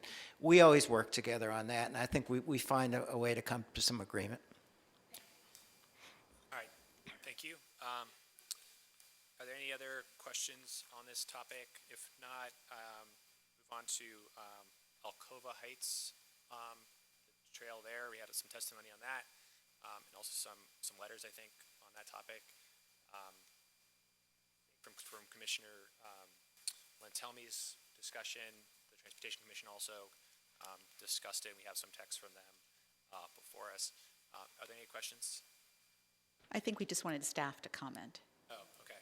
That was the, Mr. Viola, do you want to respond to some of the testimony on the subject and what staff's position is currently on some of the suggested modifications to language? Are you asking specifically about what was proposed at the Transportation Commission? Yeah, so that, and then I'm sure you've also received some of the Right. letters. Received one from an attorney representing some of the nearby neighbors, which I'm sure you've seen, but just sort of comment on sort of the public discussion perhaps on this matter. Okay. So regarding what was discussed at the Transportation Commission and the recommendations there, we are in support of those. There was one that was specifically about the Alcova Heights neighborhood and the Arlington Hall Trail. And I think we wanted to make that clear that We would not be pursuing any trail on private property, especially if that would be an adverse kind of acquisition there. We still do want to pursue a easement on the public land from the State Department there, so. Okay. So it seems like staff's position is consistent with where it was last month, so. Yeah. Commissioner Hughes. I have a question for Mr. Viola on this subject. Has staff considered any, I presume that the goal is to break down the barrier there to connect the neighborhoods north and south. Is that correct in the creation of the trail? Yes, there's a portion of the neighborhood that is kind of isolated, and the only access between them is South Glebe Road and a sidewalk that's kind of narrow and. Walk both and bike both, so I'm very Yeah. familiar with it, Mr. Viola. My question to staff is, we have affirmatively inside of this document or through the planning sort of declared that the path is the only way to break down that north-south barrier. Has staff considered other alternatives for breaking down that barrier? Upgrades to the existing street network in terms of sidewalks and kind of maybe some of the on-street bicycling opportunities along 6th or 7th or 8th Streets and South Glebe Road sidewalk. So in our next document, we'll see many areas in which we strategically talk about land acquisition as we move forward for breaking down. Has any thoughts, process been done with that, which would allow for a shorter trail but still break down the connection? A shorter trail for that area? Well, I don't see one that could be done entirely on public property. No, I'm not suggesting that. I'm suggesting, we have willing opportunities frequently that come available that will Right. allow us to create. We own several. I think the county owns 2 in my current neighborhood that break down the barrier. One's on the termination of Garfield Street along 5th Street in Arlington Heights, which is a pedestrian bike connection that would otherwise not be in the grid. So there are other alternatives that I think we should be careful about predisposing ourselves to only a trail along the back in an environmental zone when willing sellers and willing buyers sometimes happen to come across each other. Commissioner McSweeney. Thank you. I just wanted to underscore maybe what you said and put it in context with what Commissioner Hughes said. So you did indicate that you, the county, are interested in pursuing the easement with the State Department on the Yes. Foreign Service. And you also would agree that, it sounded, I don't want to put words in your mouth, it sounded like you also would agree that you would only finish that trail that currently could only be completed by acquiring private property. You would only be doing that as long as you had a willing seller. Right. I don't see the county moving ahead with anything that would require adversely acquiring current private property. Because that has been such a point of contention, I think, in this neighborhood, there were petitions, there was a vote by the Civic Association. I think it's really important that that information be put in the public record and in our letter. Okay. The addition of the word "only" by the Transportation Commission's recommendation, I think, is a good one. I think it does speak to that. We could emphasize that a little bit maybe in our staff report. I think that would be very helpful. So let's move on to safety. Commissioner Ricks, I think, had some questions or comments on this subject. Yeah, a question about enhanced safety of bicycling and how it's addressed in the bike element. And I ask this question because I witnessed a very serious bike collision with a car about 2 weeks ago at Lee and Spout Run. So I was curious, and I apologize if I missed it, are the actual laws for bicycling addressed or referenced anywhere in the bike element? Generally, no. I mean, they're within our county code. Any law regarding operating of a bicycle or other vehicle is within the county code, and so we don't also include them in the plan. There are Just reference, yeah. And is the county code the same as VDOT? I'm sorry, I didn't quite hear that question. The county code law that you reference, is that the same as the VDOT or Virginia state law? Pretty much so. I mean, I think any law that the county would adopt about operation on streets has to be in compliance with what the state would allow. We may have some additional flexibility in some areas, but yes, I would think is the answer to your question.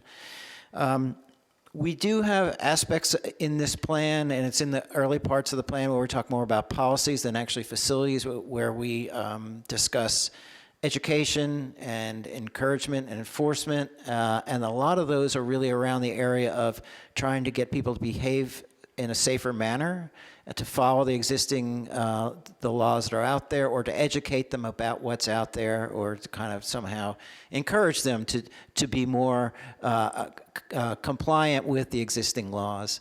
And so that kind of is addressed in the plan without specifically addressing what those laws are, because those are contained within our county ordinances. Yeah, I agree.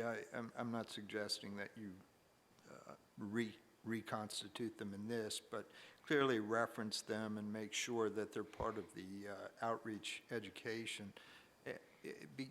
Particularly now with all of the different varieties of bikes, motorized, non-motorized, and various other types of vehicles that are motorized, scooters, motorized skateboards, who has the right of way, what's a vehicle, what's not a vehicle. We've all... That is something that we do need to spend more time to figure out, because there are some new types of vehicles out there, and they may need to be regulated somewhat differently from each other. And so we are planning to have a process that probably will begin soon after this document is adopted, that'll kind of focus on that and probably lead to some sort of ordinance changes sometime at the end of this year, I would say. I'll just summarize by saying I wasn't sure what the bicycle laws or rules were, so I did a cursory check, certainly not exhaustive. I went on the Arlington County website, and it led me to Arlington U.S. Police, _police, and I read what they had, and they were just recommendations, about 12 bullet points, kind of general. If we have something more specific, it didn't pop up when I queried. But the Virginia state law, VDOT, PDF came right up, and that's very specific, and it addresses the detailed different types of vehicles, motorized, non-motorized, and gets into scooters and everything that I could think of. So maybe we do have in the county ordinance those rules, but for some reason they didn't come up, so I wouldn't have known they existed. Mm-hmm. That's something for us to look at when we do that kind of follow-up work on regulations. And sorry, I have one last question, and it's sort of related to Alcova. Are all of our bike trails, whether they're off-road or in the road right away, are they all considered shared use paths? No, shared use paths are only off-street, and so they are separate from the travelway in which any motor vehicle could operate. And they are not necessarily bicycle paths, they are shared use. They are multiple users who are not motorized can use them. Now, the way I read the VDOT law, bicycle laws, shared use paths could be the defined path within a road right-of-way or within a separate right-of-way. So that sort of conflicts with what you just referenced, but I may not be. I'll have to look at that to figure it out. But it's, again, one more thing to sort of coordinate. And I think the last point is the VDOT rules only apply to shared bike path, or what is it called? Shared use paths in right-of-ways. So those laws would not apply to private land. or anything that couldn't be deemed a right-of-way. Okay. All right, thank you. So I know when I come around, I think I see 3 hands. I want to get to a motion by 9 o'clock. We have another matter before us this evening. So I saw Commissioner Siegel, Commissioner Hughes, are you seeking recognition? Okay, well, 2 more people then. Commissioner Steinberg. I'll be quick, and thank you for raising the safety issue. I don't know why I didn't think of it until now. I had a very unfortunate experience myself a couple of years ago, and learned that the requirement for lighting your bike in Virginia, in the Virginia State Code, I consider to be inferior and not safe at all. You don't have to have a flashing LED light. All you need to have to be in compliance is that little reflector light that sits in the back of your bike. And if at dusk there isn't any light reflecting on that little red thing that you have in the back of your bike, you don't see the bike. And I did have a collision with a bike, and because of state code, insurance-wise, it was considered my fault. The cops didn't think so. I was not given a summons. It was a very, very upsetting experience, and I do think Virginia State Code needs to be upgraded at least to insist that people have a better lighting on the back of their bikes. And if when you go through your review that pops up in some way, I would be personally grateful, and I think everybody else who doesn't want to hit bikes in the dusk or the dark would also be grateful. Thank you. Thank you. Yes, Commissioner Steinberg. On the topic of safety and sort of where transportation is headed in the future, because obviously we don't revise these plans every year, thank goodness. But we do need to kind of think as different modes of transportation are kind of coming to be. I looked through, I realized maybe it would be helpful to define what we mean by a bike. Because I think that as technology is potentially changing, we do maybe want to be more consistent on what's applicable to what.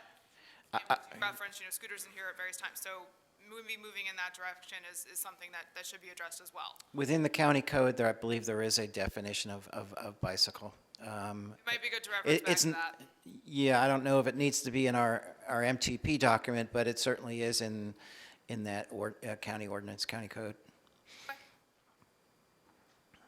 All right, so I want to move to kind of the catch-all category. Any other changes or any other topics that we haven't covered that people want to discuss?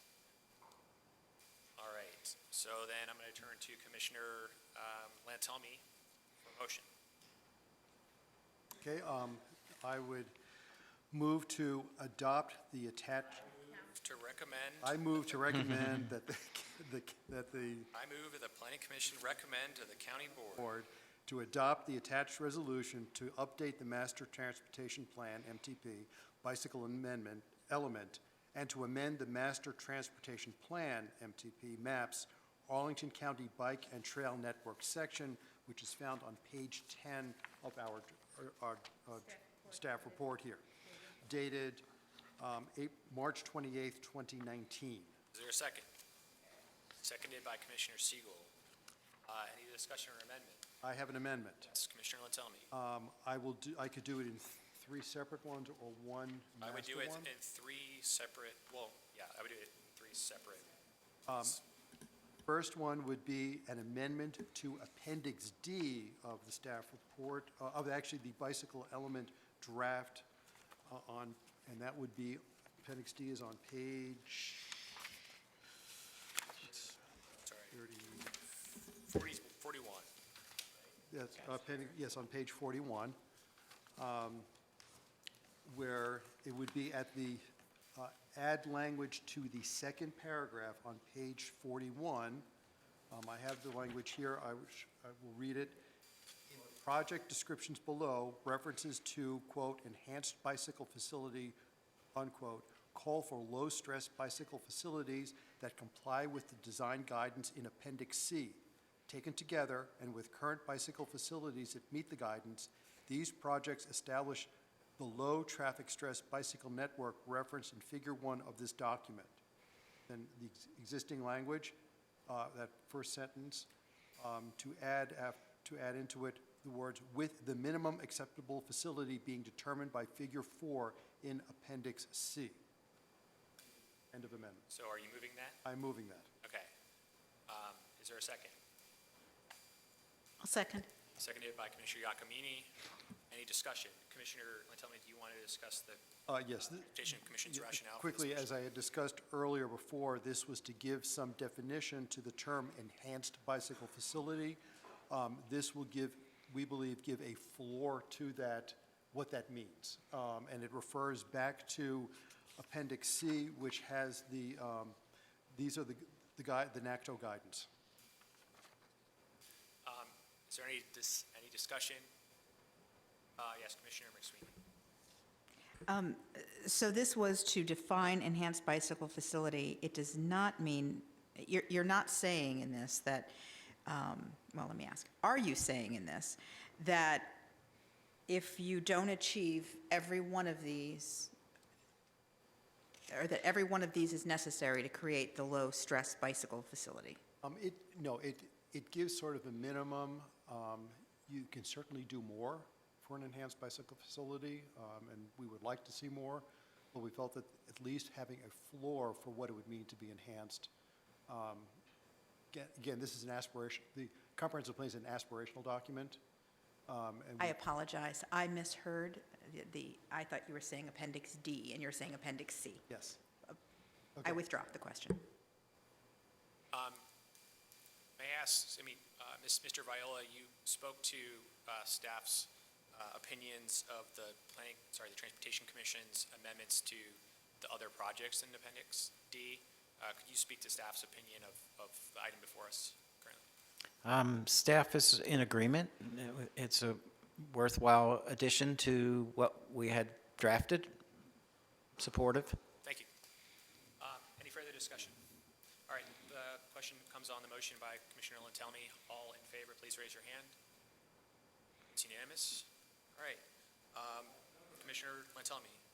A second amendment, and this refers to 2-04 on page 43 of the draft master bicycle element. What you're doing is to say, at some point, I move. Yes, but I'm not there yet.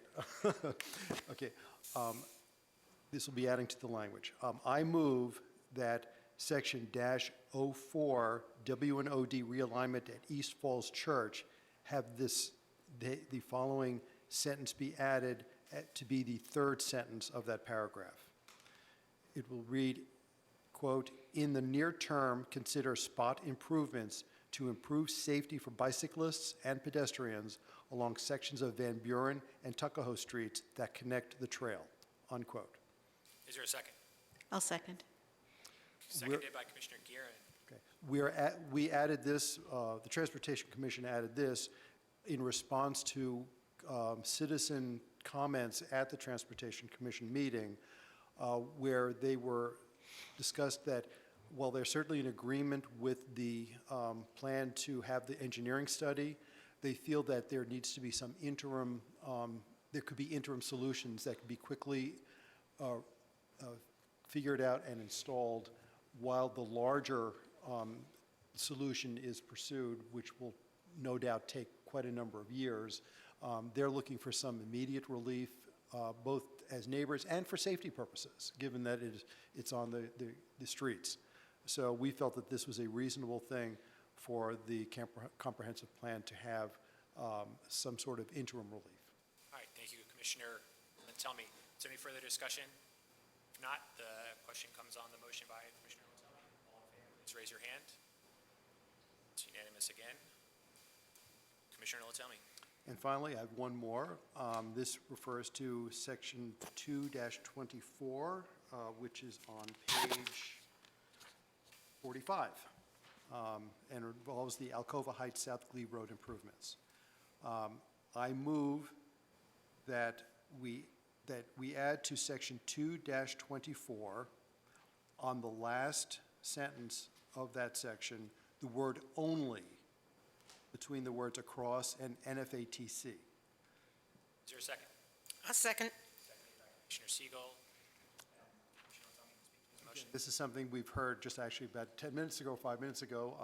Mr. Viola did discuss this when we were having that larger discussion about this, the proposed improvements in that area, and this simply emphasizes that no private property would be taken for these improvements, that it would only, we're looking only to have the trail cross the NFATC and county properties.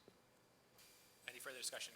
Yes, Commissioner Hughes. I plan to abstain from the motion, not because I don't support its intent not to take any private property forcefully, but because I think it predisposes a solution to a problem that may have alternative solutions.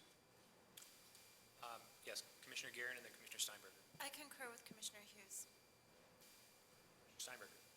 As do I, and that's my yeah, that eloquently expressed my concern, which is that this seems to be an extreme limitation for a problem that it takes a very narrow focus on how to solve a problem. I'm also concerned that if there were to be a willing homeowner, and I understand that the neighborhood is generally opposed to this at this time, but ownership changes, things change, and I don't want to presuppose that this is the only way forward. So I think I'm going to vote against. So if folks can also offer an amendment to Commissioner Lantoni's motion. I saw Commissioner Siegel, and then I'll come back to Commissioner Hughes. Well, pending, notwithstanding somebody's rephrasing this, I'm just wondering why Commissioner Hughes is abstaining and not voting against. Is it because you're a gentleman? I don't always enjoy voting against things. Oh, you don't want to overdo it. It was me acknowledging that I do not disagree with the intent of not a forceful acquisition of private property. You know, not that it shouldn't be used sometimes, but not as for a bike trail. But in this particular case, I think that the solution that we have seen from staff at this point in time, given their opportunities, is a trail that runs along the property lines of the NFTC location and doesn't consider some of the other ways that you can break down broken grids throughout the community. And so I don't want to predispose that as the only solution when other opportunities may. I'll just point out to, if you vote against the word only, then you're leaving that open. You're just leaving that open. You're not committing anything, any action to take private property. All right, Commissioner McSweeney. I just wanted to ask staff if they felt that this language at all, with or without the amendment, precludes other options, first of all, or you exploring other options that could present themselves, completely different connections, and/or I forgot what the second point was. I'll let you answer that one first. I think it still leaves opportunities for other options. What I think we're trying to rule out is that we would do something where we'd be taking somebody's property, you know, kind of against their desires. Yeah. Okay. The second question was, haven't you done a great deal of study and considered other options? And in your professional assessment, the best route is actually the USGSA, or, you know, getting some sort of easement from the State Department? I think that the kind of alignment along the edge of the State Department property is a pretty reasonable one. I think it would work well for a trail alignment, and it would connect up the neighborhood and provide a good access route across the neighborhood for folks trying to get to, say, TJ. And so that kind of proposed alignment is very much in accordance with what we're trying to do in this plan. So. Okay, thank you. All right. Commissioner Hughes. Thank you, Mr. Chair. I move to amend the amendment, or Commissioner Lantoni's motion, by striking the sentence that reads, "Longer term, pursue an easement with USA GSA for future trail projects across only NF, ATC, and county properties, given the complexities of securities and easement negotiations," and replace it with, longer term, pursue opportunities for enhancing bicycle opportunities within the Alcova Heights neighborhood to create greater connections, allowing bicycles to travel north and south without utilizing Glebe Road. Is there a second? I'll second. Seconded by Commissioner Yakamini. One moment, Ms. Bowling, do you have that? Commissioner? I will hand you my sheet Yeah. of handwritten paper the moment you. it's done, Okay. because I'm sure someone's going to ask me to read it again. Commissioner Hughes, speak to his motion, and then I'll recognize other speakers. Commissioner Hughes. Thank you. All I'm trying to do in this language is still leave open entirely the possibility of using the easement approach that staff has currently done. I do not in any way, shape, or form believe it's also fully supports no forceful acquisition of property, but it also leaves open the opportunity for other possible thoughts to come forward that would allow the same goal to be met, which is a bicycle connection or bicycle pedestrian connection that allows opportunities to move north and south without the use of Glebe Road. Come to Commissioner Lentelme and then Commissioner Mixer. I will not be voting for this because this will not give that neighborhood or those neighbors the comfort that they, I think, need, that would rule out having the bicycle trail go through their backyards. It does not, by its own words, exclude the taking. Even though we know that is not the intent of the county, it's extraordinarily rare that it ever happens. Nonetheless, we felt it was reasonable to give that neighborhood the assurances that it would not be done that way. The amendment that Commissioner Hughes has offered will not, I can assure you, it will not give them the comfort that they feel that they need, that a taking will not occur. Commissioner McSweeney. I actually agree with Commissioner Lentelme. I felt that the words and the level of comfort were very important to this community, and therefore I will not be voting in favor. However, I do favor the other language, and I believe you've also said that that language doesn't actually preclude any other ideas surfacing in the future. Okay. Mr. Chair, with the permission of my second, I'd like to amend my language. So you see. I move unanimous consent to revise my language, and the language I propose to insert reads now as follows. Longer term, pursue opportunities for enhancing bicycle opportunities within Alcova Heights neighborhoods to create greater connections within county or in, what's the name, FATC properties, allowing bicycles to travel north and south without utilizing Glebe Road. Is there an objection? Can it be repeated? Yes. The new language would read, longer term, pursue opportunities for enhancing bicycle opportunities within the Alcova Heights neighborhood to create greater connections within county or NFATC properties, allowing bicycles to traverse north and south without utilizing Glebe Road. Question? Well, so he asked for unanimous consent. So is there unanimous consent? Hearing no objection.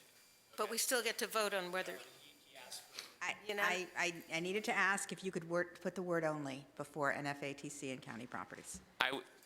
that's what he's trying to avoid. it doesn't do that. No, he said "or." Only NFATC or county properties, right? So will you, County-owned property? can we do unanimous consent with the word "only" in there? And if so, I'll support it. The word only is not within it, and it is the word or. That is correct. I'm asking for the word "only" to be included, but you still have the "or." I don't know if that's He doesn't. Maybe we need, could, all right. Okay, it doesn't change this meaning. Longer term, pursue I seek unanimous consent to change the language again. Longer term, pursue opportunities for enhancing bicycle opportunities within Alcova Heights neighborhood to create greater opportunities within only county or NF ATC properties, allowing bicycles to traverse north and south without utilizing Glebe Road. Objection. Okay, then Commissioner Hughes, are you going to move that? I'll just move it. Okay, you move what he just read. Any discussion? All right, all in favor, please raise your hand. Yeah. If you want to change a parliamentary point, Oh, he didn't, there was no second, actually, that's true. if there's an amendment to a motion. Okay. If the second degree is not changed by unanimous consent and there was an objection, if you still want to use other language, then you need to withdraw and reoffer. I'm just saying. Okay. I will withdraw my amendment. You can ask consent to withdraw. I ask unanimous consent to withdraw my amendment. Hearing no objection. Yep. All right, Well, again. fine. Second. I will read the full motion again. You know that's hard for me, Jane. I move to strike the language longer term within 2.24. Longer term, pursue an easement with US GSA for a future trail project across only NFATC. The only is Not yet another, inserted, not yet correct. inserted, correct. Across NFATC and county properties, given the complexities of security and easement negotiations, 0.09 miles.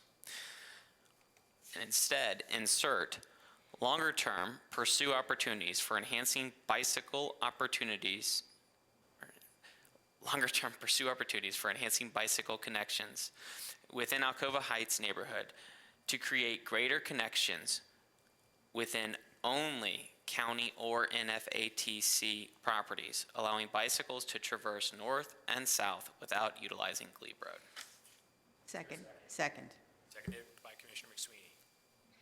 The intent of my new wording, I think, is to align with more support within my colleagues, which I appreciate, and to allow a greater flexibility and to ensure the neighbors know there is no choice of getting.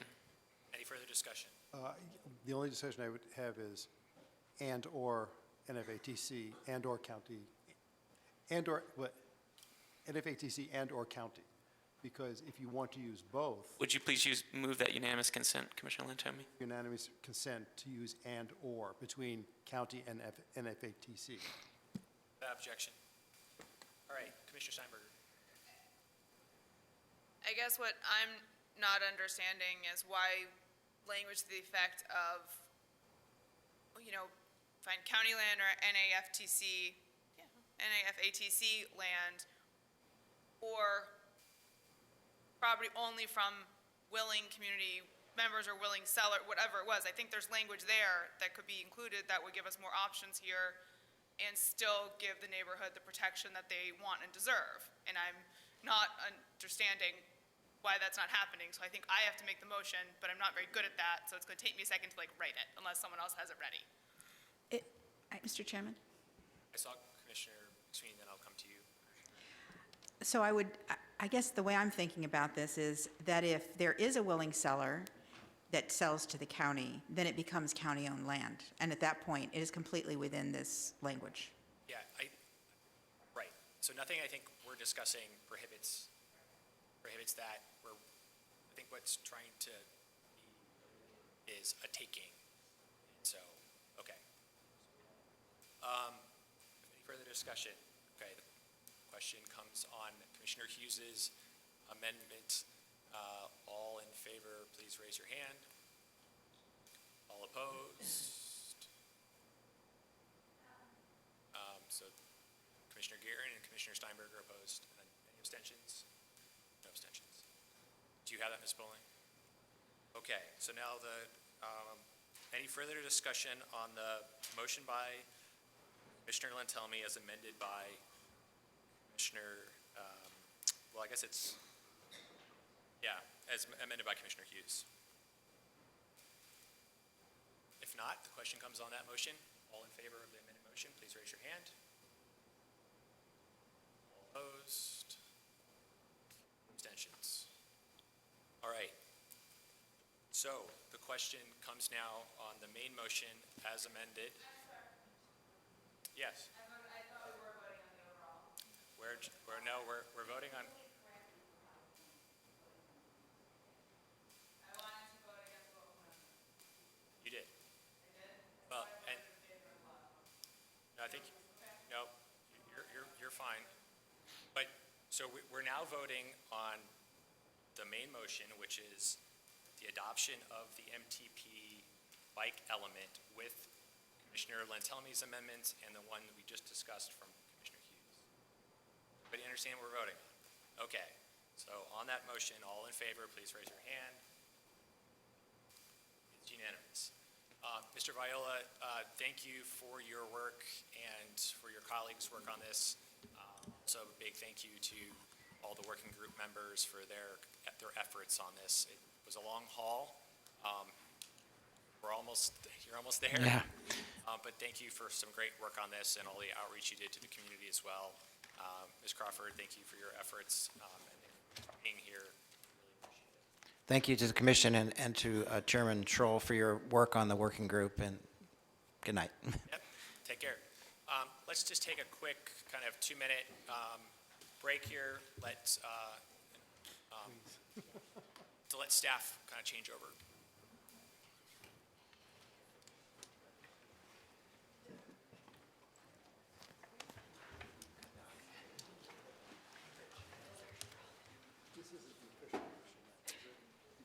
I'm so sorry I was late. I was locked outside of the building. The doors weren't open downstairs. Which door did you try to come I in? tried all three.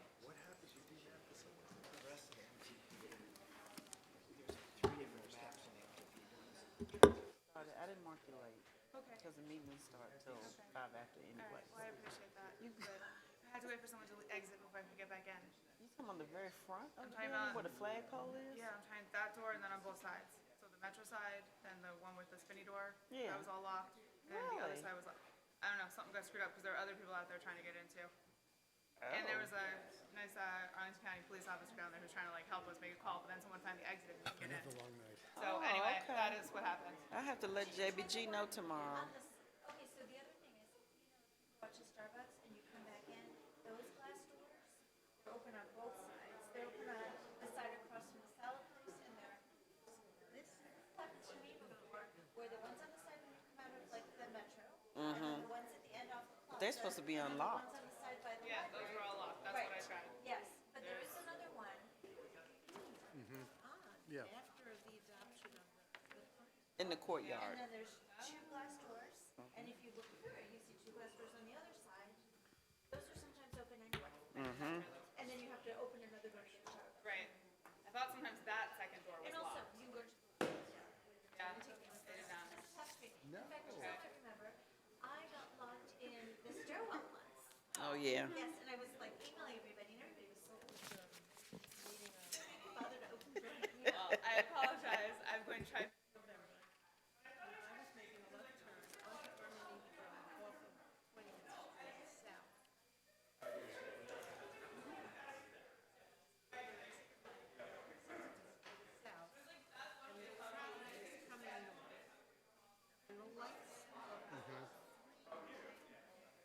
Yeah, it's wide. Are on.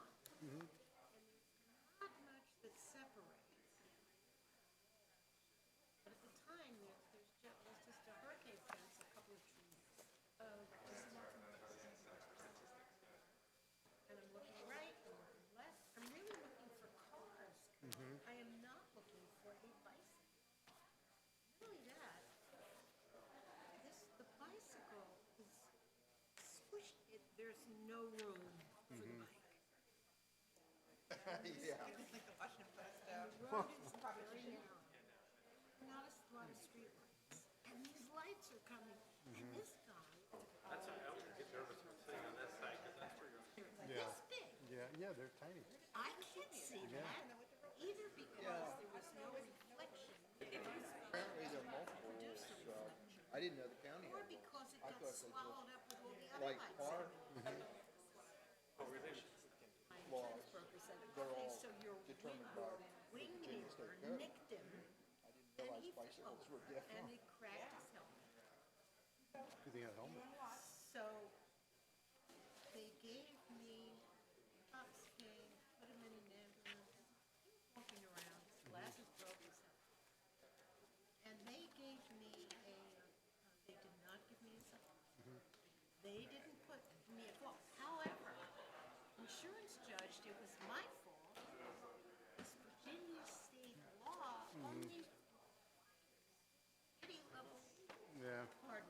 reflector light that did me or him with blinking Yeah, that's- LED lights. yeah. They look like from Men in Black. Yeah. Do you remember that? Yeah. You watched Men in Black? Yeah. They're outlined in LED lights. Having the cone. I also see headlights now that are so bright, you think it was a motorcycle. Right. But it's got no sound, and when it goes by, you're amazed to see it's just a bicycle. Oh, that there's something Yeah, there. no, it's, And there has to be something on the field. so you ran into the back. I didn't. I clipped it. I saw it. Very Coming narrow road. from the rear. No, no. Oh, I oh. was making a left turn Oh, onto Army Navy Drive mhm. and going south. And at this point, all of the lights of the cars on 395. So I couldn't see the sky. It was completely masked. Yeah. It was dusk. Street light, Yeah. dusk is the worst time. Right, right. And his little reflector light, he didn't have a light in his helmet, he didn't have that was it. And I did not get a summons. The cops did not find me at fault. Glasses broke, and more than that, because he went to the hospital, and they checked him out, because he fell off his bike. Oh, we did. I did not. I think I brushed Yeah. too close to him. I got a new car. So my car was old, and I wanted to have all these bells and whistles. Oh, you were in a car. I was driving a car. I thought you were in a bike. No, I don't ride bikes. No, not me.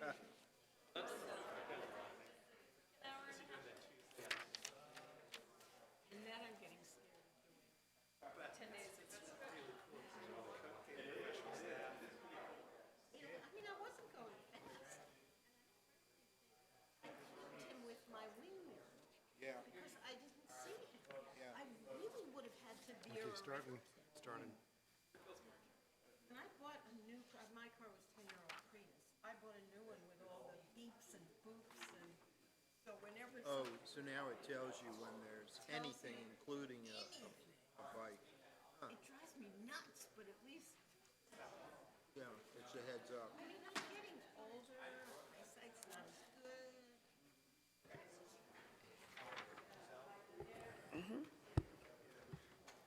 All right, folks, we're going to reconvene.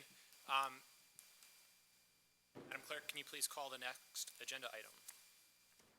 Item number 6 is the adoption of the POPS Public Space Master Plan document. We have several of our DPR staff, but our star staff is Arena Lazik. She will be presenting this item this evening. Welcome, Ms. Lazick, Mr. Beach, and Ms. Rudolph, thanks for being here. Thank you. Good evening, everyone. We are here before you tonight to ask you for your final consideration of the Public Spaces Master Plan. These are some of the topics that we will highlight tonight. We will provide you with some updates on the edits that we made since the last meeting with the Planning Commission on March 6th. So those are going to be outlined in the document, in the presentation, as well as some other revisions that were made during the RTA process. The Public Spaces Master Plan is one of 11 elements of the comprehensive plan, and this is the broadest county policy on the public spaces. The current PSMP was adopted in 2005, and this proposed 2019 Public Spaces Master Plan will replace this 2005 document. After over 4 years, we are at the final stage of the update process of the PSMP. We are hoping tonight to get your final consideration and then to go to the county board on either April 23rd or 25th for their final consideration of this document. Throughout this process, we had an advisory committee that was appointed by the county manager in 2015. This advisory committee consisting of members of various county commissions, county staff, and also 2 members at large. And as always, we always like to thank them for all their support and guidance throughout this process, especially our co-chairs, Ms. Rudolph and Ms. Haynes, who guided and provided great leadership and really made this process very collaborative. Last time when we met with you, we discussed in detail our public engagement strategy. We are now not going to go into too much details, but we wanted just to mention that we used various engagement tools throughout this process to reach out to the broad community in Arlington.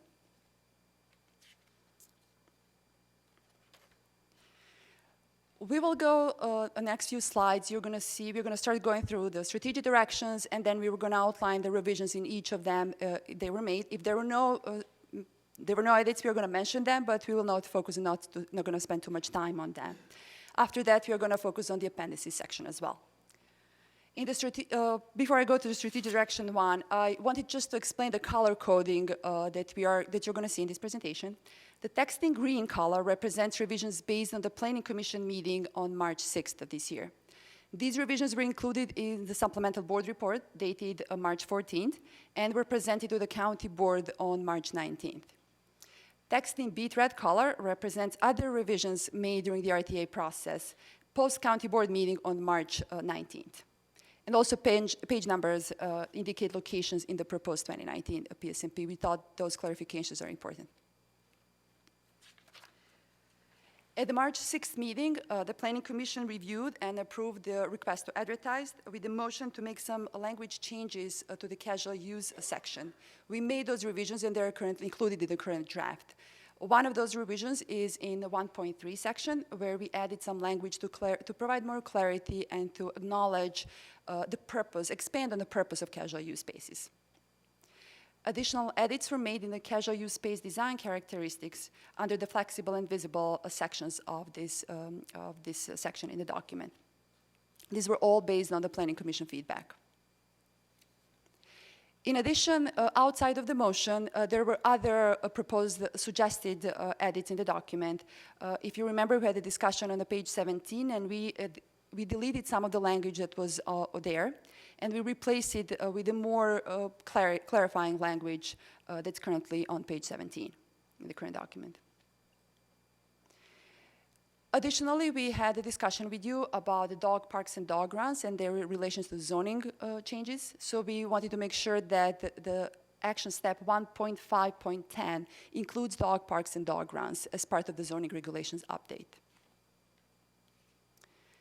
Additional edits were made in 1.9.4.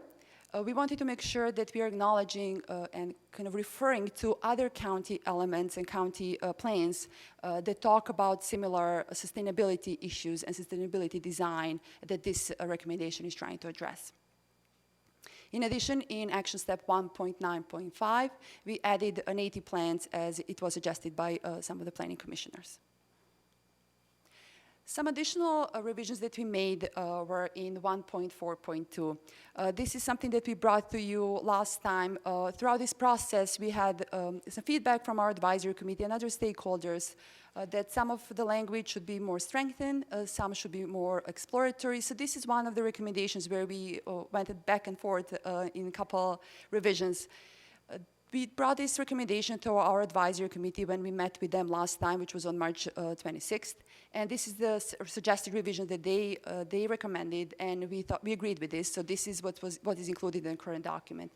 Basically, instead of saying explore the locations for two new multi-use activity centers, now we say identified locations for one or more new multi-use activity centers.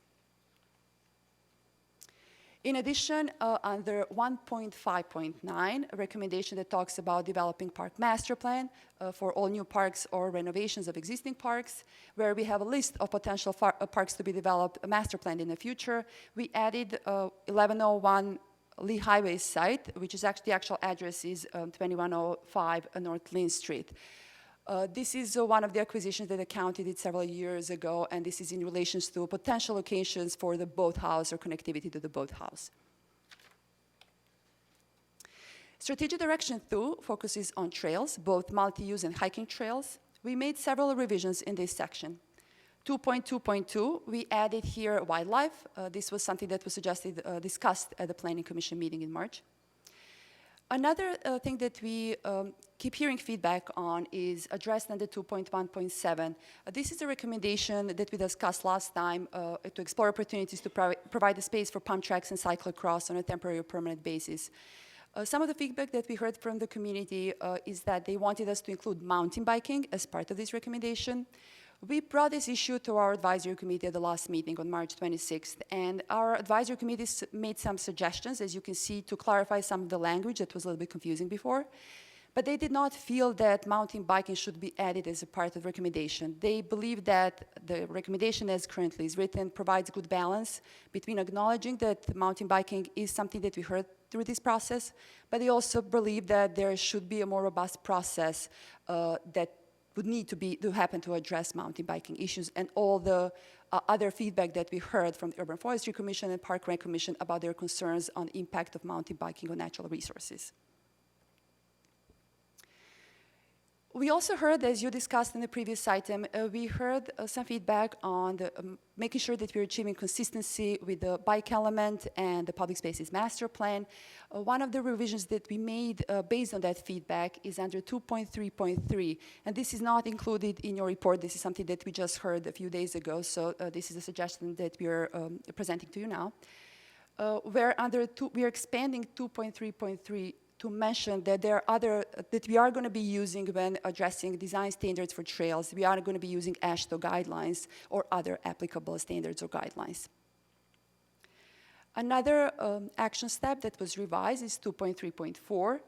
We added to this section, when we talk about exploring ways to safely separate modes, we added section that says, while minimizing impact on natural resources and trees. This is something that we also heard throughout this process, throughout this RTA process specifically, about how this would impact natural resources, so we wanted to make sure that we're acknowledging that we are going to be considering that as well. Strategic Direction 3 is on both natural and historic resources. We did not make any edits in that section. The same thing is for the Strategic Direction 4 on fiscal sustainability and partnership, Strategic Direction 5 on programs, and Strategic Direction 6 on operations and maintenance. I'm going to now go to the appendices section. One of the important appendices that we included in the document is the section on definitions. There were no additional edits that were made in this section in this process. Another important appendix is on land acquisition. Last time we discussed in more depth everything that's included in this section, but besides our approach and criteria for the land acquisition, we included the list of potential acquisition mechanisms and funding sources, inventory of past acquisitions, and also a potential mapping of potential acquisition sites. Related to this is a recommendation from the Strategic Direction 1.1, add at least 30 acres of new public spaces over the next 10 years. There were no edits made in this section. Level of services. Last time we also had a discussion on the level of services, that our level of service approach includes both population-based and access-based level of services. We wanted to show you a couple edits that we made based on the discussion with the Planning Commission. There are two things that we added in the document. One is there is a new sidebar added on page 183 that that explains how the population and population estimates were used when developing access maps for level services. Also, there is a new text, and some of the revisions were made on the page 184 to explain how these maps were developed and how they're going to be used in the future, what they represent and how they're going to be used in the future. We also wanted to bring you some feedback that we heard as part of this RTA process.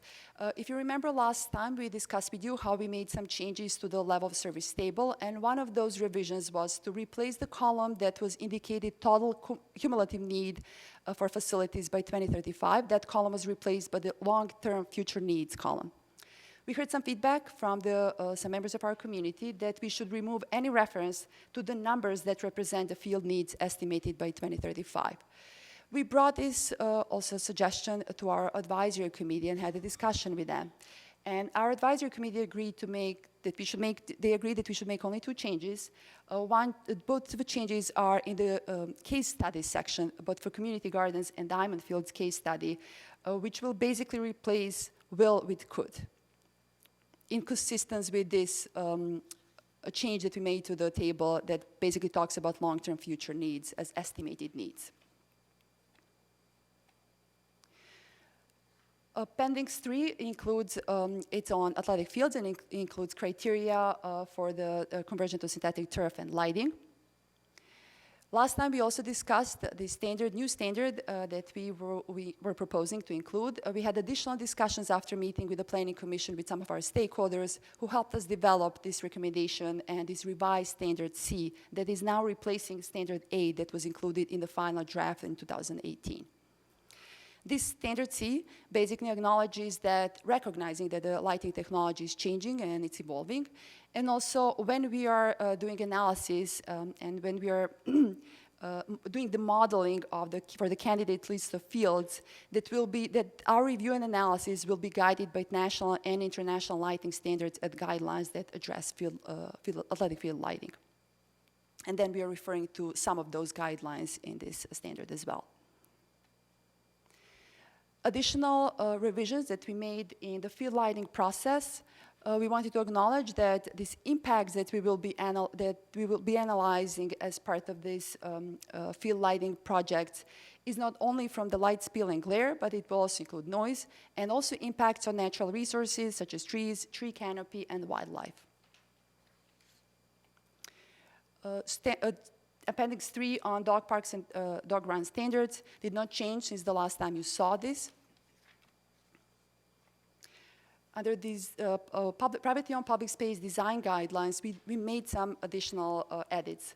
One of them is in the signage part of the content section on page 243, where we added another bullet there based on the Planning Commission feedback that signage should have positive reinforcement and messaging. This is something that we had a lengthy discussion about, that signs should not always have negative messaging, but also have more positive reinforcement. Additional feedback that we heard during the RTA process is that although biophilic principles are addressed as part of the public spaces, that we did not acknowledge those principles as part of the privately owned public space design guidelines. So we included some additional language in that section to acknowledge that these guidelines are also meant to facilitate biophilic design principles.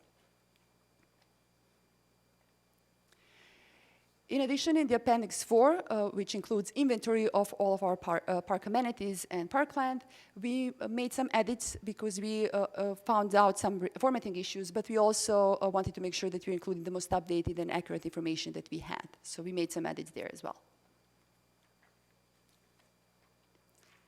In the action plan section of the document, we made one edit that is under 1.8.3. This is something that we discussed last time with the Planning Commission.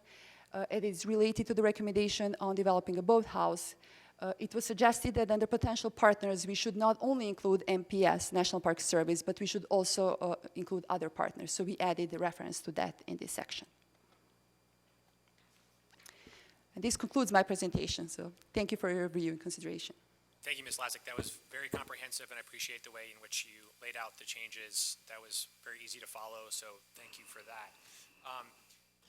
I want to go now to our public speakers who are not representing commissions. Then we'll go to our other commissions who are joining us this evening, and then Planning Commission discussion. So, Madam Clerk, how many public speakers do we have? We have 3 speakers this evening. Our first speaker is Connie Erickson, excuse me, followed by John Mingus. Welcome back, Ms. Erickson. Thank you.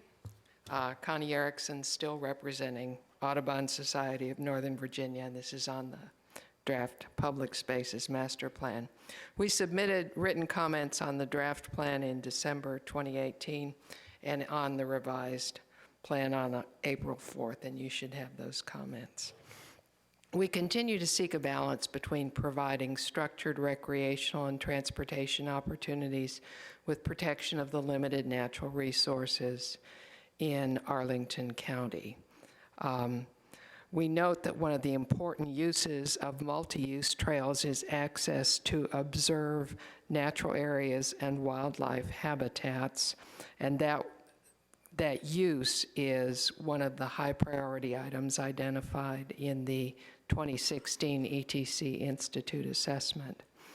Improvements to multi-use trails such as widening and lighting should not eliminate that priority use of the trails, access to natural areas by destroying or harming the habitat.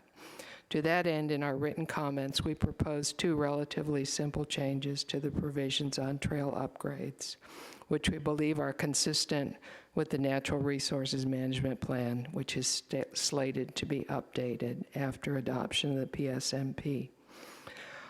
For one, we recommend citing the Joint International Dark Sky Association Illuminating Engineering Society Model Ordinance and User's Guide, which is already cited in the section on field lighting,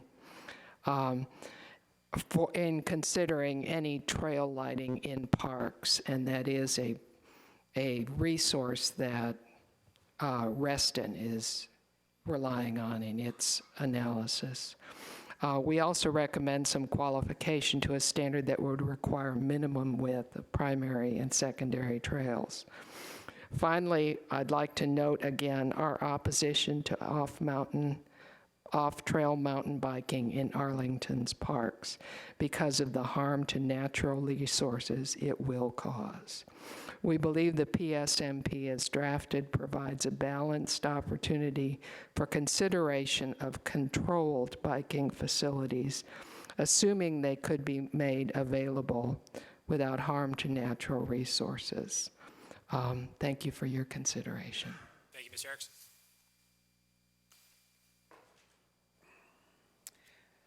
Our next speaker is Mr. Mingus. Welcome. Thanks for having me back again. I'm John Mingus, longtime soccer player, soccer coach. I think this is my 34th outdoor season. And I'm here just to say we're in support of the PSMP, including the population-based LOS. I want to clarify something that came up last time we were here. Our discussion about additional space, it's not 2 weekends a year when we have a tournament. It's the rest of the year. I mean, it's... I also want to talk about turf. Adding turf really adds capacity in the winter, or sort of on the shoulders of the season. But in season, while it adds playable hours, it doesn't really add capacity. So this is a really we sort of struggle with this concept, so I have a real concrete example. Let's take Swanson, for example. We put 3 teams on Swanson during the season to practice. If it rains, they're done. If that field were turfed, those 3 teams would have their practice. It's not like we could magically then say, oh, let's go put somebody else here because that space is already claimed. From our perspective, the only way to actually add capacity is lights. We're very supportive of the criteria that have been set up to add lights or to think about lighting and turfing for fields. But I will say I have real concerns about process. What I'll be very unhappy to see is if the community engagement becomes simply a block.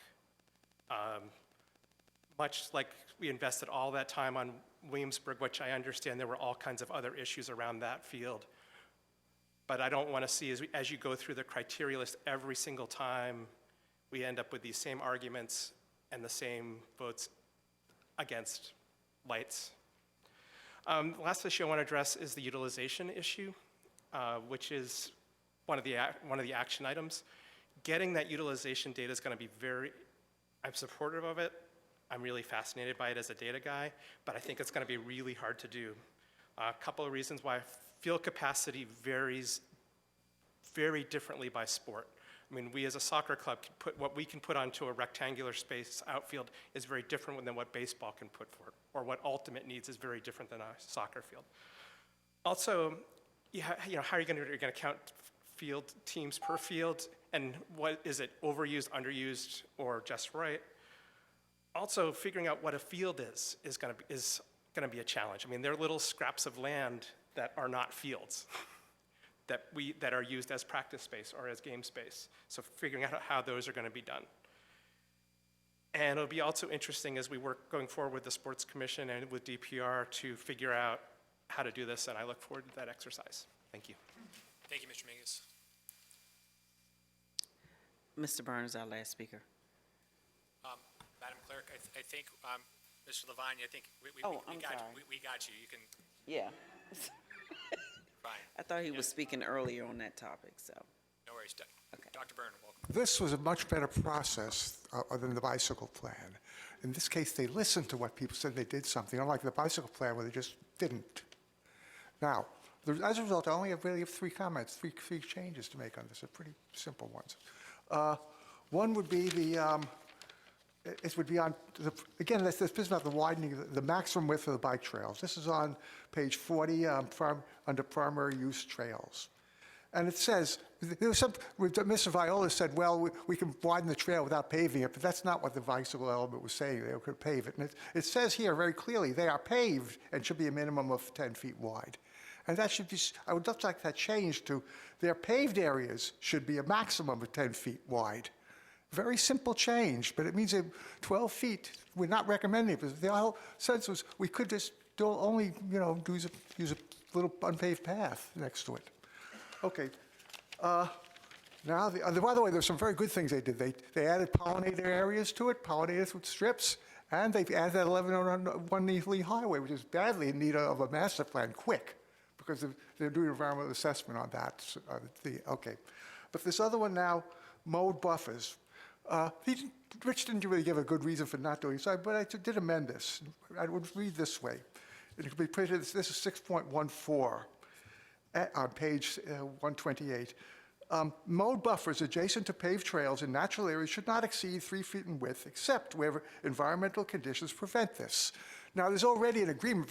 This is only applicable to the WD Trail, by the way, nowhere else, which is a straight trail and doesn't have any curves.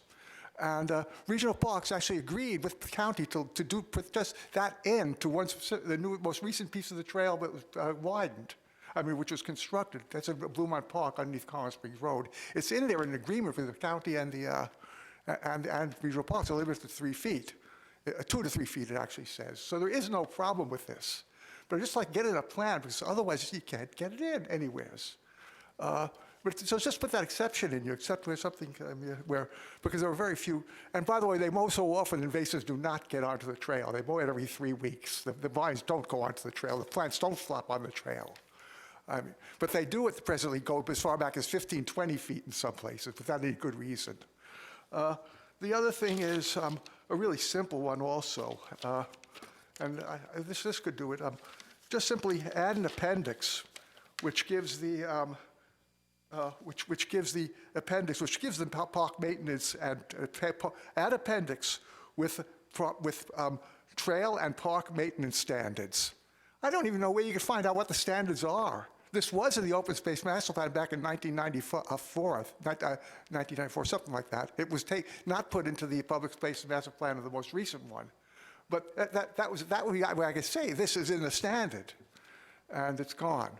So I would like if I've talked this over, but there might be still time to, or at least just say that you can be added. But that's important to add an appendix telling everyone what the park maintenance standards and park and trail maintenance standards are. But this is a much better plan than the bike element. There was a much more better public interaction, and she should be congratulated and thanked. And I don't do this very often with some of the staff. So that's about it. So just those three things. If you could address them one by one. Notice that additional language I had for the mowing area. Just say except where environmental conditions prevent this. That will be the coverall. But at least it will stop them just right now. They mow as far back until they reach a slope, and every time they clear the area to clear off invasives, they mow into the area, and the mowed area gets wider. And the next person keeps widening. These people think mowing is their job. They get paid to mow. So you really need to restrict it. It's not a big deal. But there's got to be something in there. Because Kevin Stalick, who's one of the trail managers, he says he agrees with it. We're going on to get them to stop mowing that area, which agreed to between regional parks and the county, which agreed to limit it. And he can't do it because the contracts won't do it. That's because they're used to everywhere else mowing as far back as they want. So you need that limitation. And it should be in this plan. We might address it with the National Regionalist Plan, but see if you put it into here. It's simple. Thank you, Dr. Byrne. Mr. Levine?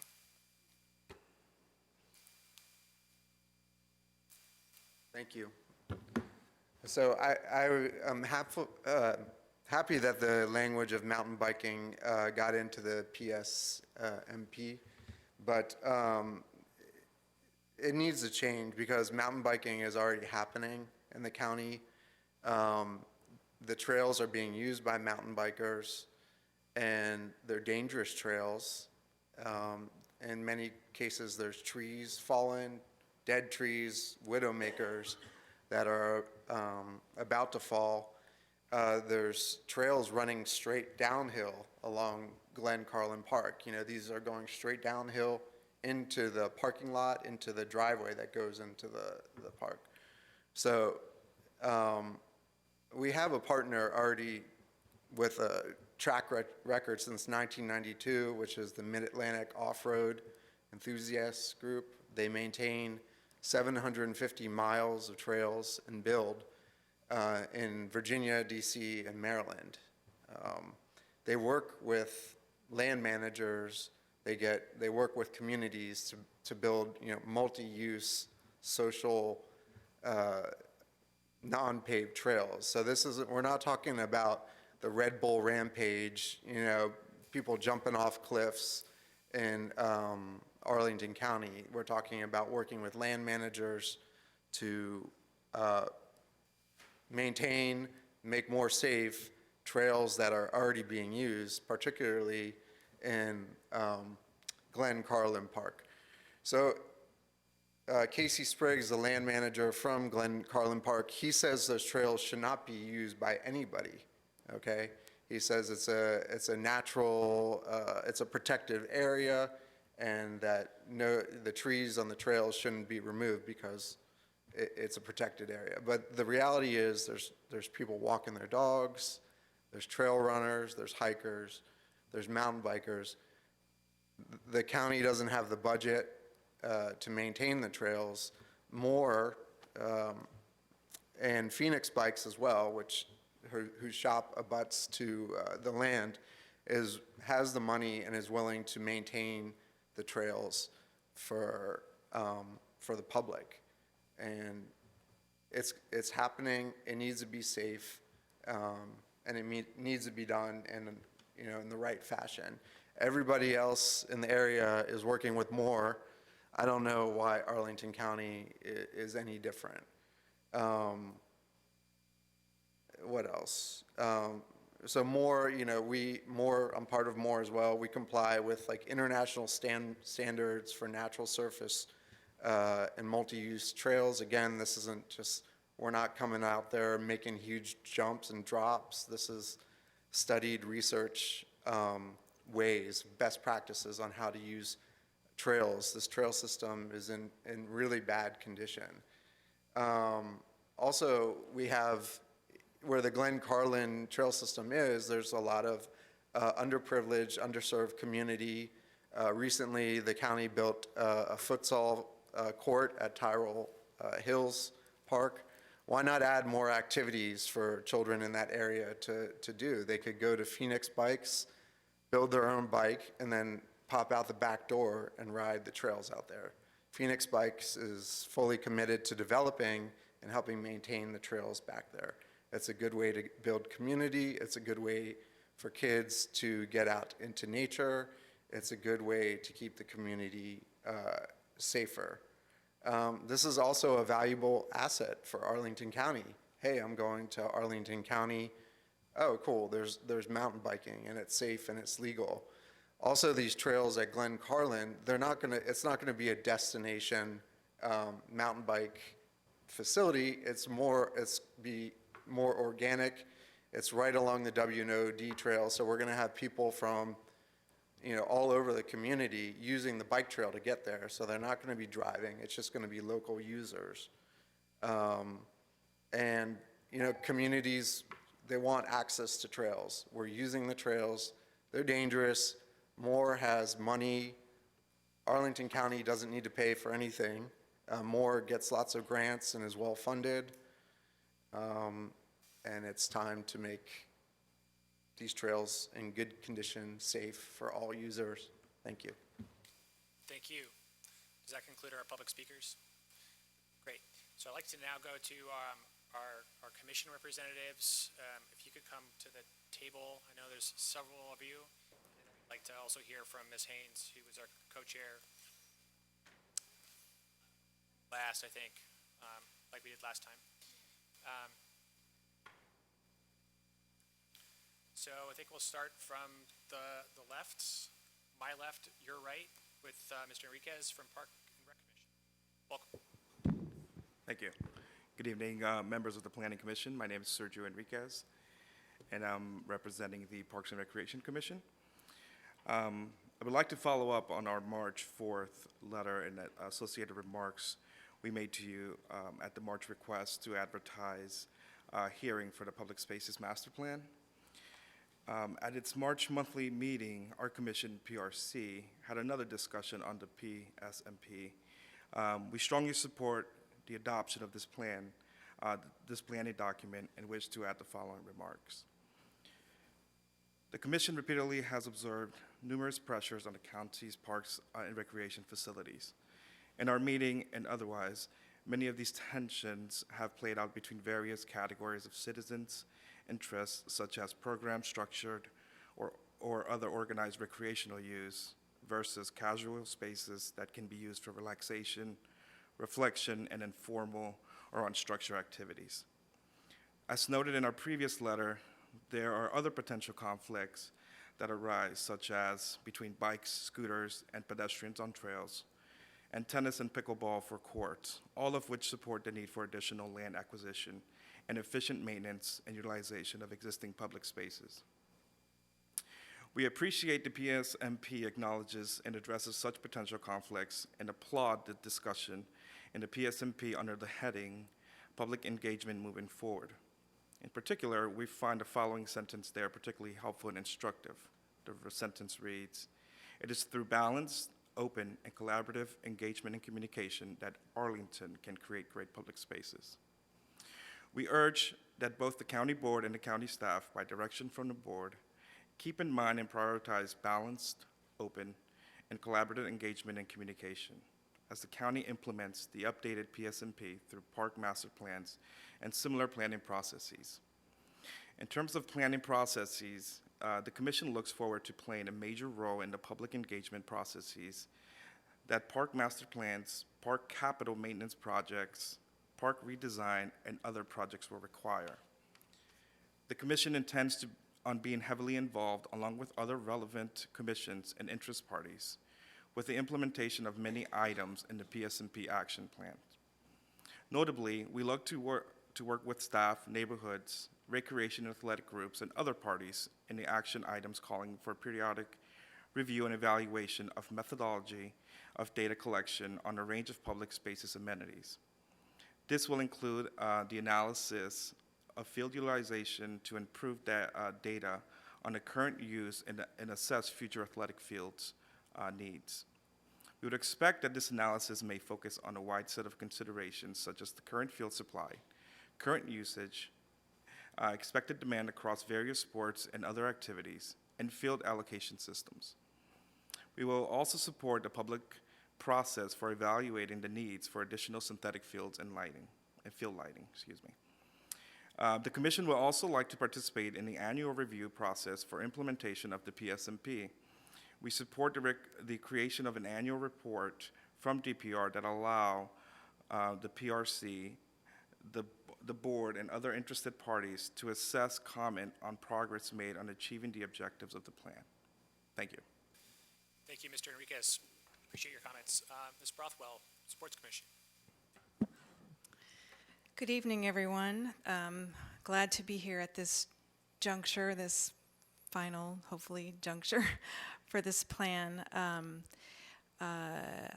I'd like to echo the statements made by my colleague from the Park and Rec Commission. I think the Sports Commission is very much looking forward towards implementation of this plan.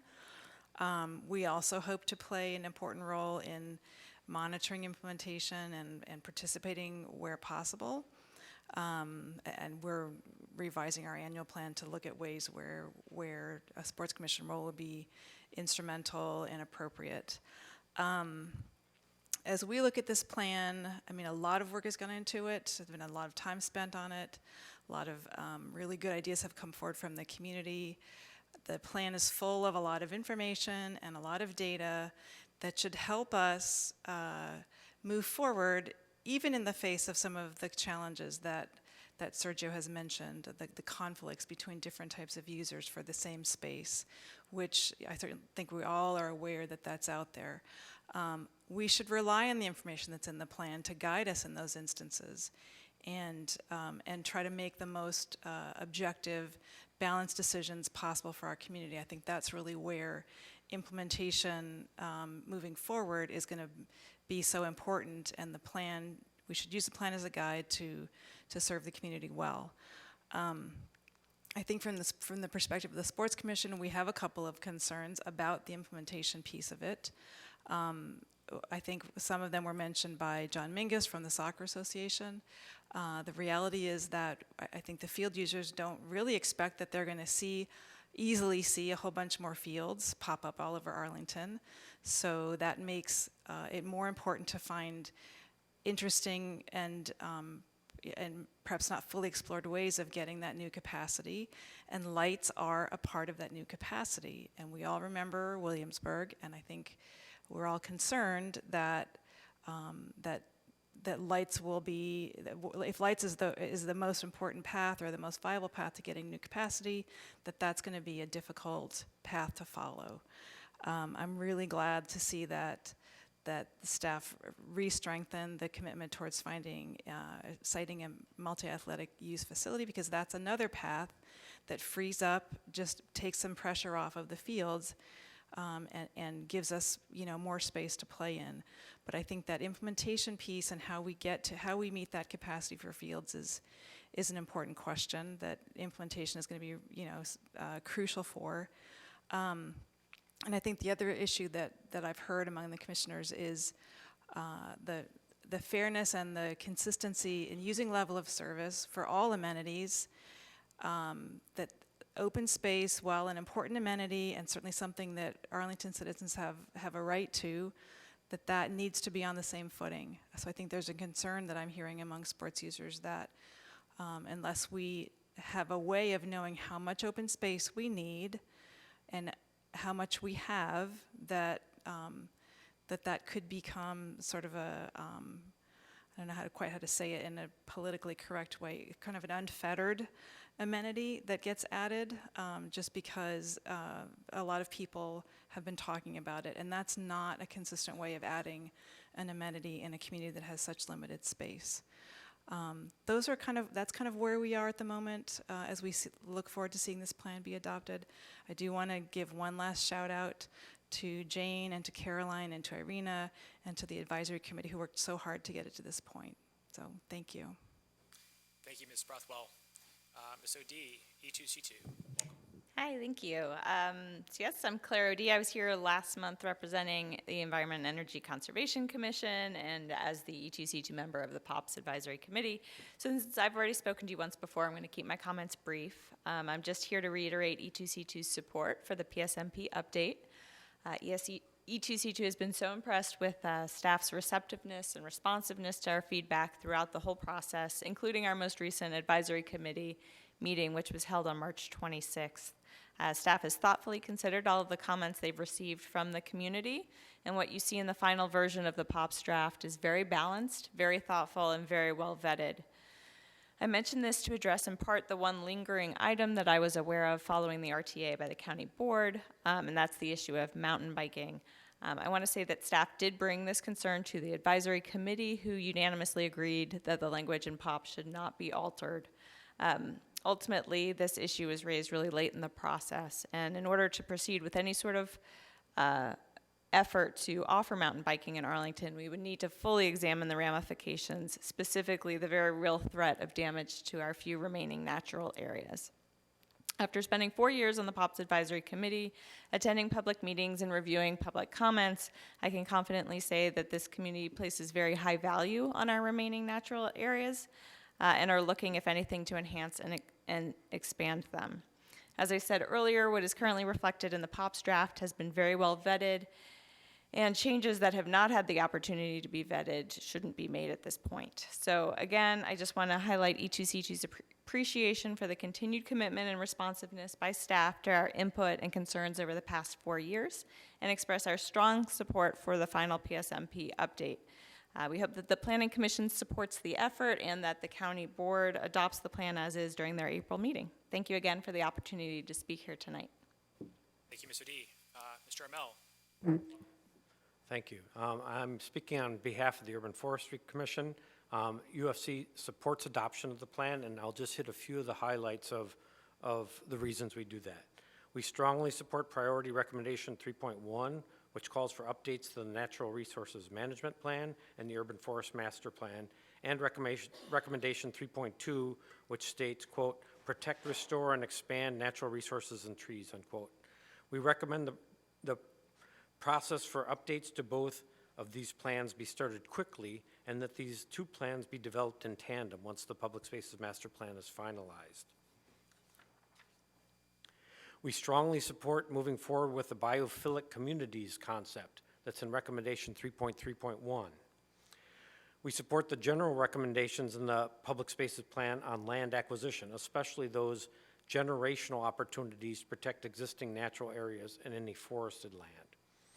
We support efficient use of existing resources, which may include adding synthetic turf and lights on existing fields to minimize the need for additional land for fields and the removal of trees. Appendix 3 provides guidelines to minimize any tree loss during such additions, and the Urban Forestry Commission urges those be adopted. We recommend that the county ensure that any trail expansion does not negatively impact trees. We further recommend that the county not allow mountain biking on unpaved woodland and natural trails due to the potential damage caused to the urban forest by such activity, and likewise limit the footprint of possible pump track and cyclocross so that natural resources and trees are not negatively affected. And finally, we urge caution and consideration of lighting trails, especially in natural areas where lights would have a deleterious impact on wildlife. Modern bike lights and flashlights provide powerful lighting, minimizing the need for trail lights. Thank you. Thank you, Mr. Amell. All right, I would like to now go to yes, Ms. Haynes, who's our citizen co-chair. Thank you very much. I won't belabor any of the issues that Ms. Lazick or my colleagues from the commissions have already pointed on. I just want to note that we really are down to just a few issues to discuss at this point because of the very long and exhaustive process that got us here. And in my view, most of the remaining issues really fall in the realm of implementation and process as we go forward. I, again, have to commend staff for their diligence in finding ways to accommodate so many, the broad range of issues, and I think that is why we have this very massive plan before you with very few hanging threads left. And public engagement really has played an enormously important role in this process, as was noted by Dr. Byrne this evening. And you've heard the terms balanced, open, and collaborative, and I think you can hear that from a lot of people because that's really what this was. And I think it just shows what a great product we can get when that process really is followed. And I just would note that the starting process from staff on this was how can we best address and include the sentiments that were raised while balancing the different issues for every comment that came in. And that, to me, has been just super refreshing to be a part of that process. I do believe that this is a balanced plan and that will provide the tools to help address the inevitable conflicts that we're going to be facing in the coming years on how best to use our very limited natural resource, our limited resources, given our growing population. And I would also note that because the community process has been so long and very thorough, that we are very well positioned to move forward to implement many of the key recommendations. In fact, steps towards implementation are already underway in several areas. As noted, casual use space is already being designed into our parks. You heard earlier about how staff and sports groups are already grappling with some of the difficult issues of how best to capture utilization and capacity so that we really can make the best use of our existing resources. We've had extensive public comment on the value of natural areas and trees. And that provides a strong starting point to move forward quickly on the integrated natural resources management plan. And we've already got some preliminary work underway in several of our commissions on how Arlington might adopt and practice biophilic principles. I have to thank the advisory group again for their good thinking, their diligence, and their persistence in wrestling with the wide range of issues included in this plan. And I do have to name everybody, if you will indulge me. Jane Siegel and Elizabeth Guerin, who are on the Planning Commission now, Dean Amel, Claire O'D, Jim Feaster, Leo Sarley, Justin Wild, Bill Gillen, and Toby Smith. And also to note that Carrie Johnson was a member of this group as well.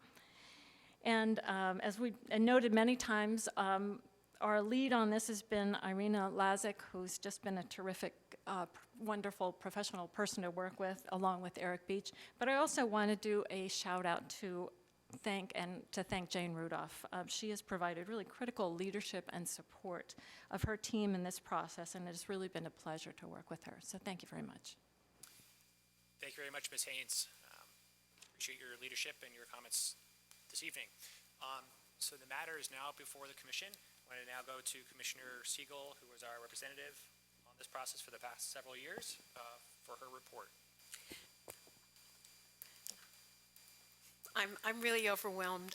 I'm so delighted to hear, despite some concern, and I want to talk about that in a minute, support all around from interests that are really, when we get to implementation in certain areas, certain places, certain sites, those interests will be competing. I think that it's a really very fitting sort of closure to the 4 years of work. I'm just going to support what Carolyn Haynes said in thanking everyone. I think, and so in return, I would just say that I think Carolyn Haynes embodies collaboration as it should be practiced in Arlington. So I thank you very much. Tonight, I'll just recommend that we, in fact, follow Ms. Lasic's unfolding or presentation of residual issues. I'll point out that I think it was 99% of the comments that we made during the RTA have already, I think it was the day after the meeting, they had already been included in the draft. We have the penultimate draft. Some of you, I think, have brought it. This decision was made, I think, wisely, not to redo the whole document. So I think, just as a clarification right now, attachment 2, which is what I'm seeing in the top of the staff report, refers to the document labeled October 24th or 26th, plus all of the information that you unfolded today. Is what will count as attachment 2, just so we know exactly what we're talking about. So the attachment 2 is the most current version of the document that was distributed to the Planning Commission, which was dated, I believe, I'm going to double check my board the front of my, yes, it was later than October. It's later, yes, it's March. I can double check the date, but. Okay, so just so. Commissioner Siegel, it is available online within our agenda. Available online. And so it does include all the updates that staff went over. Thank you for reminding me of that. It's a little harder for me to sort of read that, so. But in any case, I just want to make one sort of comment, kind of from a personal point of view. When I went through the process as a representative of the Planning Commission, I wanted to pay particular attention, because that's what we do every day and every week in Planning Commission. We look at specific sites and have specific problems with specific conflicts. So my question was, how does this plan guide us, set the table for in the best way to deal with those sorts of conflicts? 6 months ago, maybe a little more, I was concerned that while the working group and staff had blocked out and defined key areas of interest, I felt the connections between those interests were not clear. A good example of this is how do you develop more fields with lights to fit into neighborhoods that were not designed to host those lights and those fields. But I think, despite the concerns I've heard, and they are understandable, that this plan has avoided the Williamsburg outcome, where there was absolutely no consensus on the question of light this field, don't light this field. And I take a leaf from board member Eric Gutschall's idea that instead of going field by field and saying light, don't light, look at all the fields and take the top candidates, and the question then becomes which are the most mitigatable. So I think for the sports interests, that should give you some comfort that we won't end up at an impasse. By the same token, we are retrofitting into these neighborhoods, and there will be, from the point of view of some of the neighbors, some nuisance factors. I believe that we can find ways around some of those impasses, maybe some we can't. But I do think the document has been extremely successful in laying out setting the table for constructive conversation. I did have a rather extensive suggested discussion items list. The commissioners have them. I won't repeat that because I think Ms. Lazick kind of laid that out, and I'll just leave that to Commissioner Schroll to go through it. I just want to say thank you for letting me be part of a really very exciting working experience. Thank you, Commissioner Siegel. Yes, I do want to commend staff certainly for their efforts to incorporate a significant amount of our suggestions before the RTA went to the board. That's very commendable, and so we certainly appreciate that, those efforts, and we do appreciate you outlining that this evening. I think given the hour, I think I'm just going to open it up to commissioners if they have questions about sort of, might be a little bit more open forum and less specific in terms of questions you might have. Because I think Ms. Lazick did kind of lay it out, and I think I might want to do that given the time. Yes, Commissioner Giacomini. My question may be a little bit of a leading question. Is that permissible? Well, this is not a court of law, and you're not on direct, so it's fine. If I may ask Ms. Lazick, on the insertion on what would be page 217, based on the community and feedback of the working group, the language was changed about field lighting to read impacts analyzed may include, this sentence was added, I'm sorry, I wasn't clear about that. Impacts analyzed may include those from light spill, glare, and noise, and those on natural resources such as trees, tree canopy, and wildlife. Is there a reason that the word may was chosen and not shall?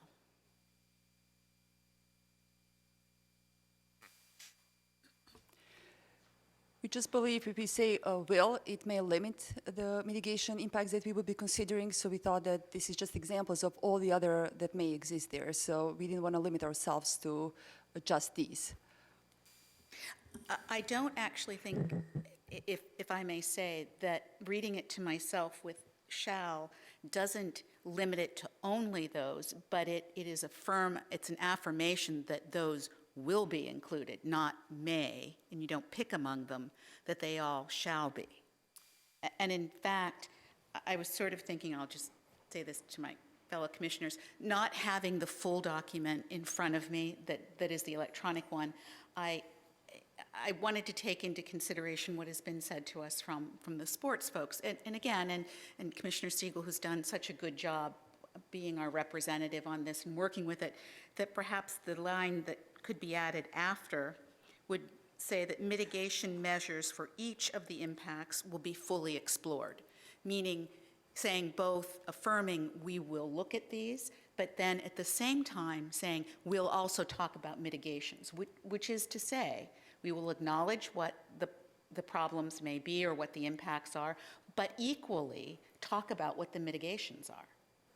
It's not just to say these are the bad things, it's also to reinforce that there's a full conversation.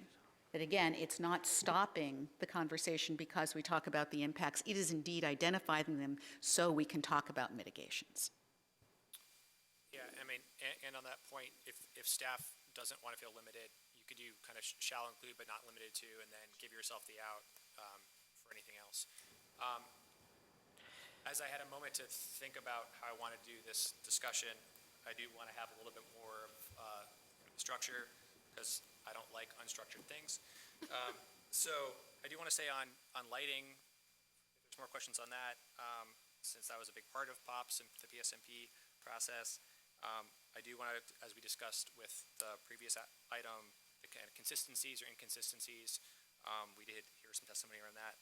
I do want to discuss mountain biking. We've had some testimony this evening on those items. And then we can have sort of catch-all or other things that we're not, but I do want to touch on those. So we're still on field lighting. Commissioner Siegel. I just want to follow up and support Commissioner Iacomini's revisions, suggested language revisions there. I do believe that that was the intent.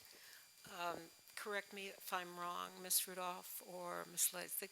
That really was the intent, because the intent is expressed in the overarching principle of activity-based context sensitivity. And this language, I think, just kind of spells that out appropriately in this case. It doesn't say what you would do if there were some wildlife, a degree of discomfort or problems. It doesn't commit a course of action.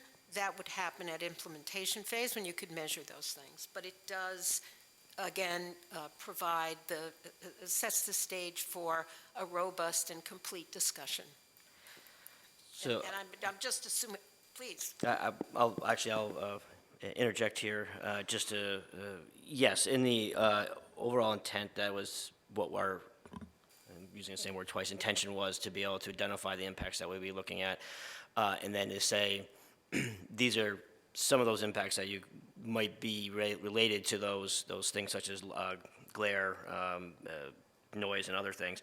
And then we tried to link that to, obviously, coming back to the mitigation measures and the overall process. I do ask that kind of indulge me to maybe being too much of a technocrat here with the shall language.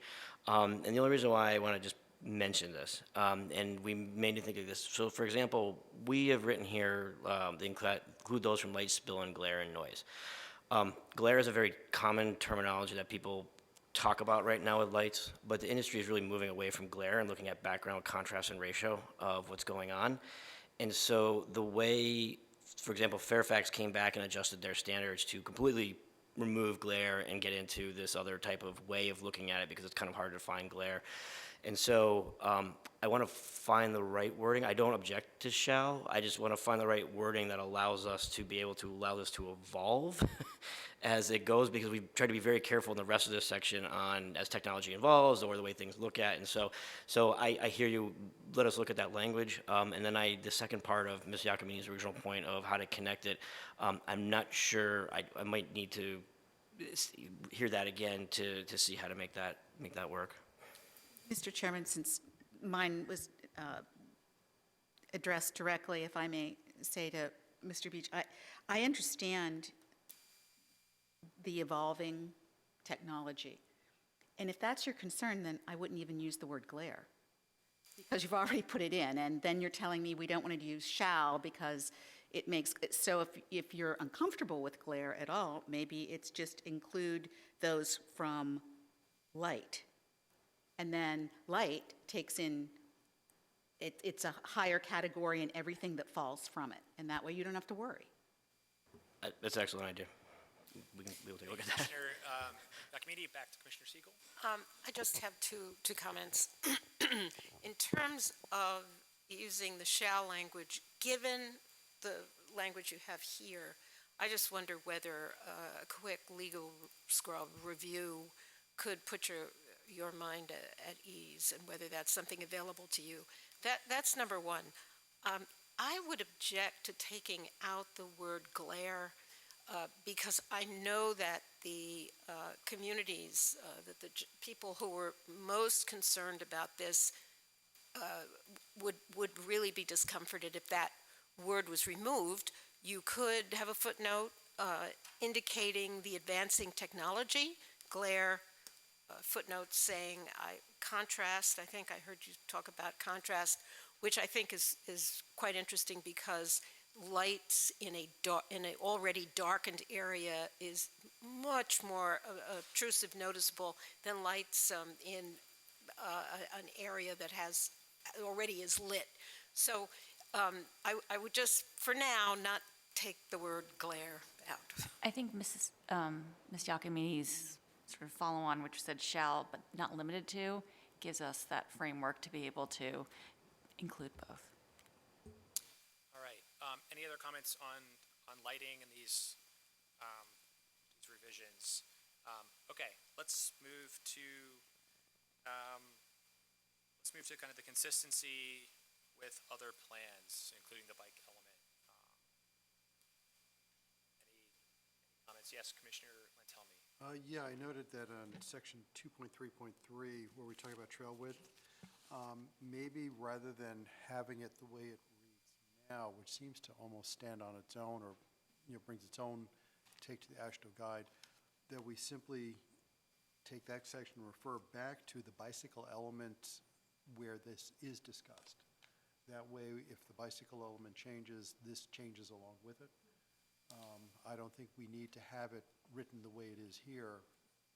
Just refer back to the bicycle element. I think that's Appendix C in the bike element, is I think the section, Ms. Lazick and Mr. Beach, that discusses that. Yep. It's Appendix C on page 39 of the bike element. Other comments, questions? All right, let's move then to, we heard some testimony on biking and the working groups decisions were sort of explained. Any questions on any of that? Commissioner Hughes. So I will speak briefly only because my high school curriculum in my county, every high school had a mountain biking trail attached to it. So, every community has something different. But I think that there's a lot of balancing that needs to go on here, and I would prefer to see Arlington's efforts with respect to mountain bikings and staff's efforts perhaps worked on providing enhanced connections to established silver level and International Mountain Biking Association locations, such as those in the western part of our state, where our state has one of the only silver level mountain biking associations, and you can't take a train there because it won't let you put your bike on it. So there are many opportunities for improving our connections to mountain bikes in our community that may not be within our own community, and I think we should think about that more closely. Can staff speak to what follow-on processes might occur to consider this? What discussions may have occurred? I think this might be more of a question for Ms. Rudolph, knowing that this kind of item did come up later in the process, but with respect to mountain biking and how we might, as a community, consider this in the future. So we have a lot of recommendations coming out of this plan, and so coming from this plan, as you heard from many of the members of our committee, implementation is such a big part of this. So there's a lot of things that we need to consider in terms of time and staff resource. I think some of the work coming out of the Integrated Natural Resource Management Plan, which is the follow-on from this, which will be looking at both trees, the urban forest, and natural resources, I think will only help us to better put us in position to then have a community conversation around what about wrapping our head around should we have mountain biking trails in Arlington and what would be necessary in order to develop them. The recommendation also continues to say to explore the cyclocross and the pump track, so that's also another action item for us to look into as well. So there's a couple of things that we need to sort of map out, but I do think particularly that integrated natural resources plan will help us to think about how we want to protect our natural resources, and then will give us a framework by which we could then look to see how mountain biking could fit into that. Great. And then, I guess my last question, then I'll go to Commissioner Guerin on this, is if there are folks who are kind of interested in following any future discussion on this matter, how would they help, how would they engage themselves in that? Is there a way for them to kind of stay abreast of any follow-on discussions that, maybe years from now, after we've updated these other plans, is there sort of a way to do that? So a couple of things. I mean, perhaps I think we're going to be probably talking about at the board member implementation, how that will follow. There was the suggestion from Park and Rec Commission that there's an annual report. I think there might actually be more to it than just an annual report, I hope. I actually think that there's an opportunity for us to be really engaged with our commissions. I mean, I think an annual report's good, but also what's going on in between there. I would be happy to also meet with this community. I've never met them before, and I think there's an opportunity for them for us and our departments to kind of start to learn about what they're interested in doing. I understand they might have been meeting with some of our folks at the staff level, but I think there's more for us to sort of understand what's going on, and just talk about it. For example, I know my staff is going to be talking with Phoenix Bikes next week about that topic, which was the first time we will have met with them. So I think there's a lot I think this is bringing to light a new issue, and I think we need to sort of start to talk about it with them. That's great. It's encouraging to hear that those discussions are happening, and would encourage you all to, maybe collect Mr. Levine's information if he's tapped into these communities. It sounds like your staff's doing that work already, but that's good to hear. Commissioner Guerin. Thank you, Mr. Chair. Yes, DPR has been nothing if not responsive to all of these things as they've come up over the process. It's been very illuminating. But I wonder if we want to also, with regard to Strategic Direction 217, even broaden that a little bit and include some of what Commissioner Hughes noted about, given that we have such a shortage of space and so much demand, are there other ways we can provide access for this community? If it's something like working with the transit system to make sure these folks can take their bikes on it, that might be something else. So it could be in addition to exploring opportunities to provide the space. There might be other things that we can do, as we try to do, for example, with the boathouse. Thank you. Anybody else on this matter? Okay. There were some updates to the language around service and also the access maps, so I want to give folks an opportunity to ask about that if Ms. Liza can pull up. Thank you. Any questions on the revisions here? This was in response to our lengthy discussion last month about this.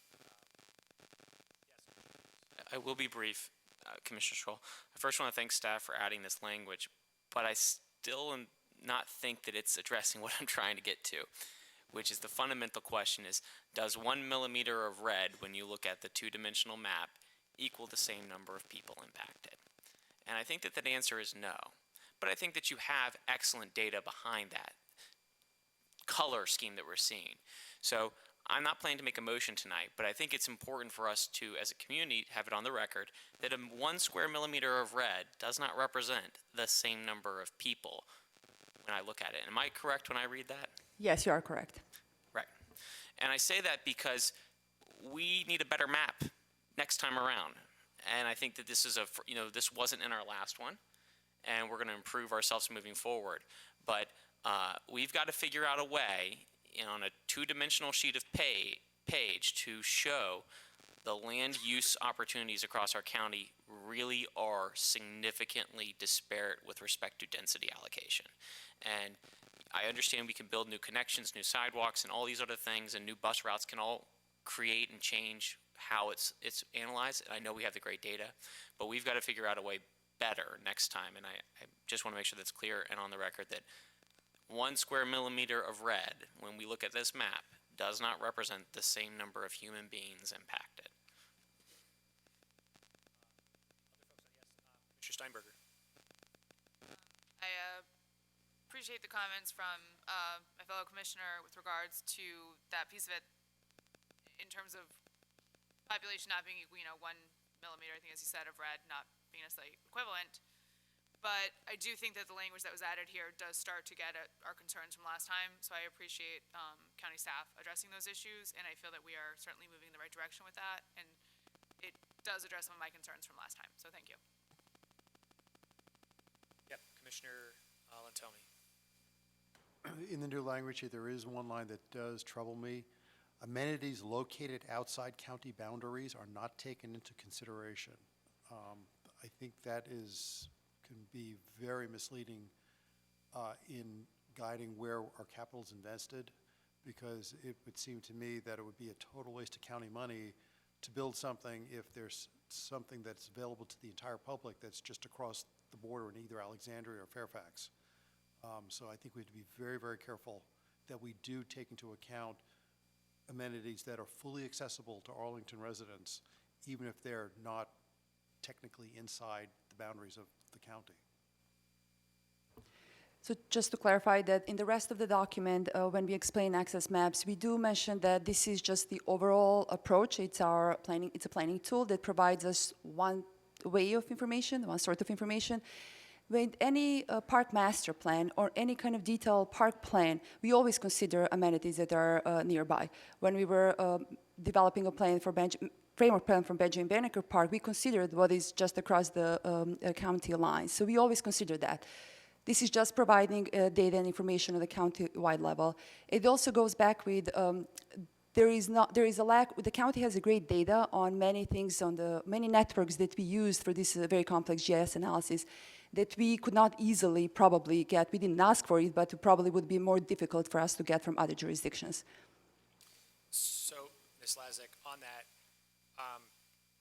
while the map doesn't take it into consideration, you might consider language to say, well, this map doesn't take the amenities outside of the county into consideration, those amenities would be taken in consideration in future planning efforts or something along those lines, because it sounds like that's what the county staff would ultimately do. All right, other questions, comments on this? All right, then let's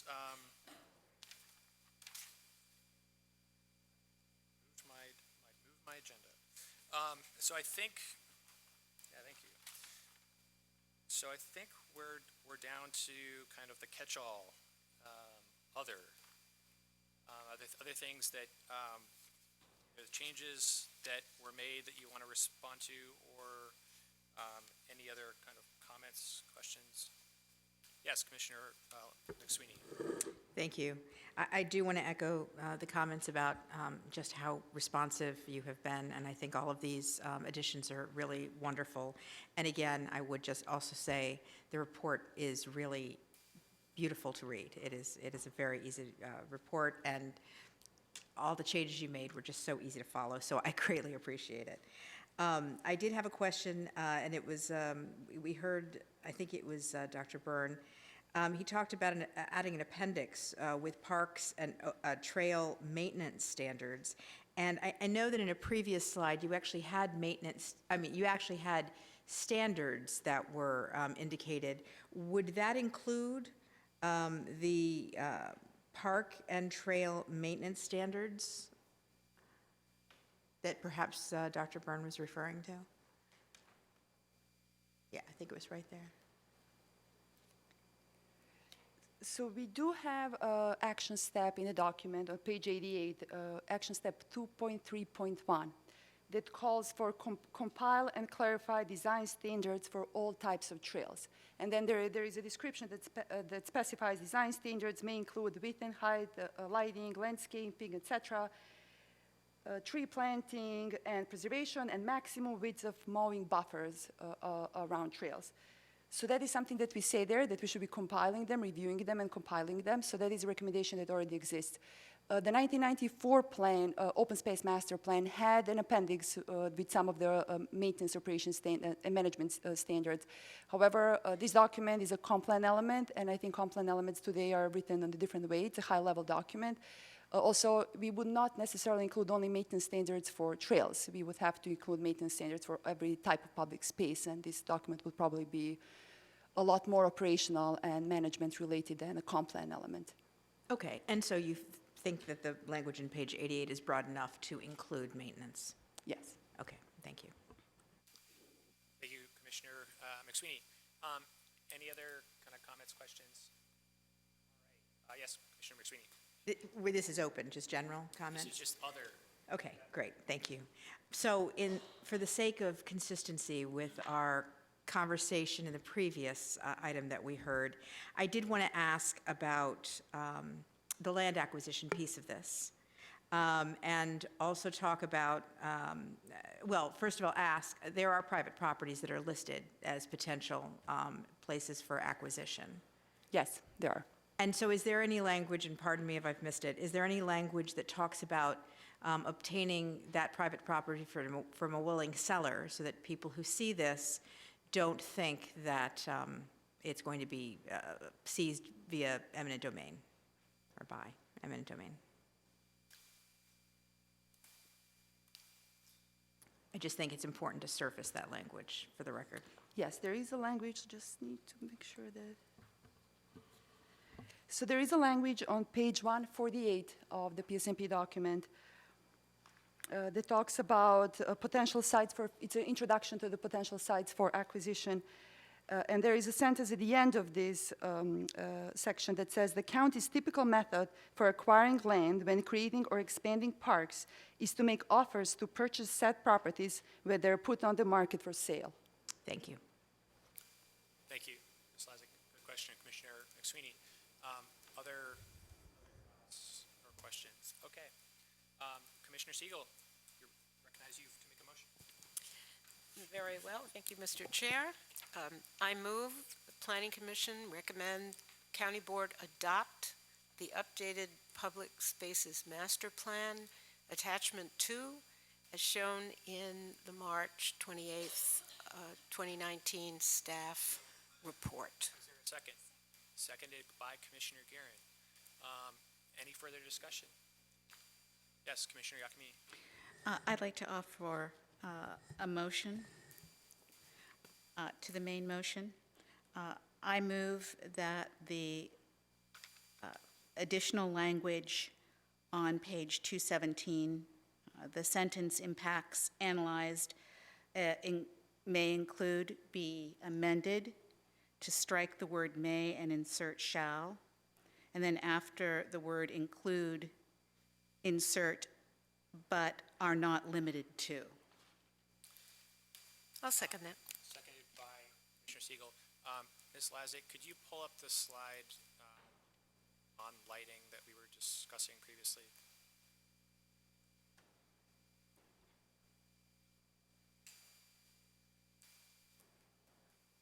Great. So, Ms. Yakimini, striking word may here, and then Inserting the word shall, and then after include, inserting the phrase but are not limited to. seconded by Commissioner Siegel. Any discussion? Yes, Commissioner McSweeney. In the conversation we had, it sounded to me though that there was that glare is no longer something that is being considered, and your suggestion had been just include light and take away spill and glare. So I was just curious why you didn't do that instead. I believe that, thank you for the question. I actually will have another amendment that goes to the same section, but it shan't be about omitting glare because staff indicated in the discussion that they had with us that they felt that actually adding that but not limited to would preclude the necessity of striking glare.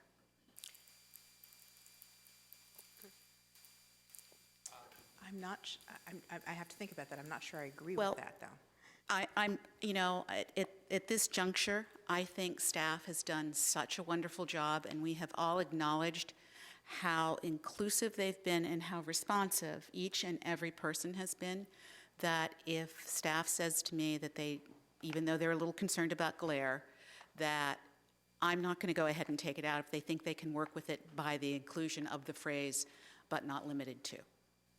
I'm willing to go with that for them. All right. I understand the reservation. I don't think we want to get in a back and forth. Commissioner Siegel. Yeah, I also want to point out that I believe, and correct me if I'm wrong, Mr. Beach, that the word glare is contained in Section 4, follow-on recommendations of the Williamsburg Field Light Evaluation Working Group. And I think there's also been an inclusion, I can't see it or find it right now, of dark sky criteria. So the word glare has not been eliminated from the science at this point. I think what Mr. Beach was saying was that as the technology evolves, he is anticipating a different way of evaluating the nuisance factor or the ability of lights to light only certain places but not others. So glare is not yet out of consideration. This will happen throughout this process because, as it remarks, lighting science is changing rapidly, and we have to have general ways of alluding to terms that people do understand now, and ones. This is the first I've heard, for example, of this. So I think it's important to keep the word in there. So could I just ask a question of staff? Yes. And I just wanted to give you an opportunity to comment. You understand the concern, I think, and it's 10:30 at night, and I'm just very worried about changing language at this point, so.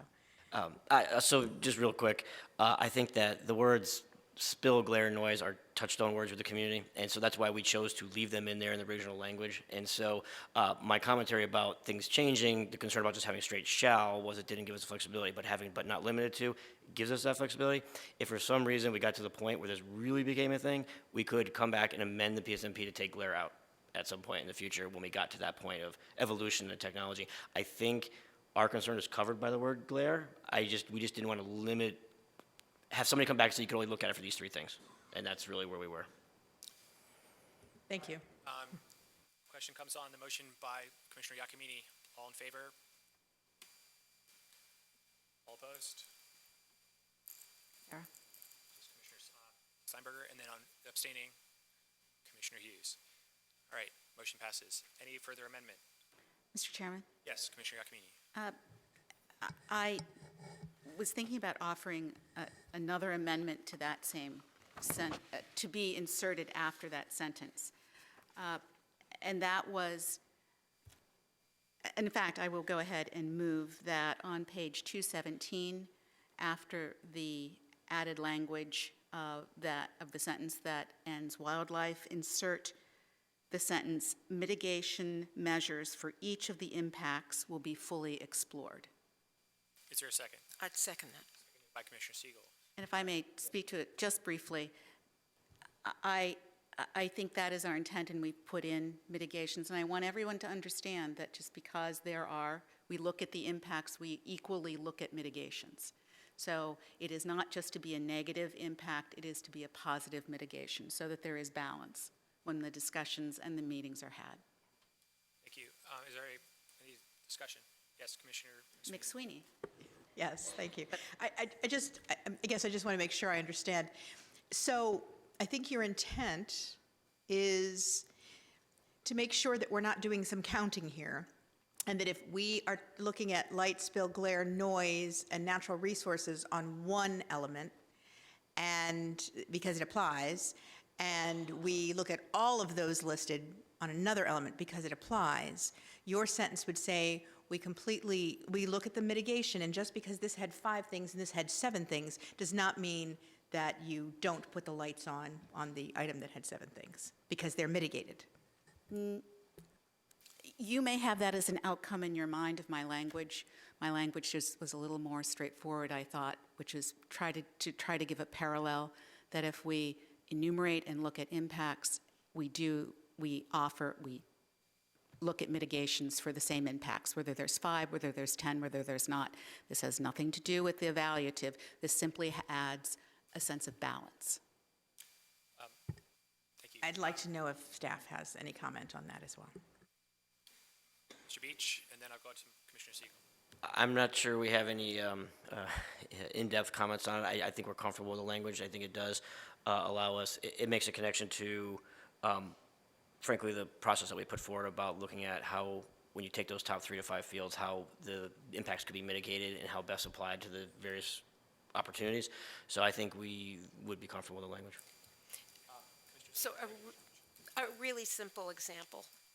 Let's say you have a field that's relatively near our R6 district, for example, and there is light that shines into the bedrooms in the back of these homes. Well, I understand what mitigation is. I understand What this is saying is, we've identified a problem, but Commissioner Iacomini's language says, but we can mitigate it by planting a lot of trees. That's what she said. Yeah. Okay. Okay. So, all right, any further discussion? All right, all in favor of Commissioner Iacomini's motion? All opposed? Abstaining? Commissioner Hughes. Any further motions or amendments? All right, the question now is on the main motion as amended. All in favor? All right, unanimous. I want to thank staff again for all your efforts. As I said before, Herculean effort by all of you and by the folks on the working group, including the people at the dais who've been at this for a number of years. Ms. Haynes and Ms. Rudolph, thank you for your efforts in co-chairing this process. You've all done a phenomenal job. It's great to get to this point with so little to have to discuss. That speaks volumes about your efforts, and so kudos, job well done. Thank you again for your Mr. Chairman? this evening. Yes, Ms. I would just like to just to make sure, and I know that Commissioner Siegel, when she looks over our letter, will do so with an eagle eye, but I'd really like it to say that the commission is very appreciative of the efforts of the staff and the working group. And if we want to enumerate the names, I think we should do that in the letter, because this has been an extraordinary effort, and truly, I think it is one of the most, I want to say happy outcome. I'm not sure that's exactly the word, but it is certainly a document about which I think many people feel a great sense of accomplishment in. And I'm not sure we always see that with a lot of our plans. So I want us to be able to acknowledge that as a planning commission. And, and also including, of course, Commissioner Guerin, along with Commissioner Siegel, since she participated as well. And I thank you. I also want to say, I want to echo those comments, and I want to go on the record as saying that I think this is a very good model. We had so many representatives from other commissions that took the time to come to these meetings and speak, and I think that carries a lot of weight for us. We rely on them for their input as well. But also, the staff has just done a remarkable job taking something so large and being so responsive to the changes over the last few years to get to this point where there's very few people here who have anything substantive to say about it. There's a handful of things that we weren't able to completely hammer out, but it really is a remarkable effort, and I hope everybody sees it as a model that we might be able to replicate with other planning efforts. Thank you. Commissioner Siegel, last word on this. Last word, brief word. I do want to say I sign on to what Commissioner Guerin has said. Absolutely right. 17 or 13 action items. You did not quail at the amount of work that you've to come that you've set up for yourself. But it's terribly, terribly important as the county develops, as it urbanizes. It's absolutely key that we have this document. I just shout out to what ongoing, maybe endless conversation gets you. It really gets you cohesion, it gets you consensus, even with disagreements, sometimes sharp disagreements. And it just takes work.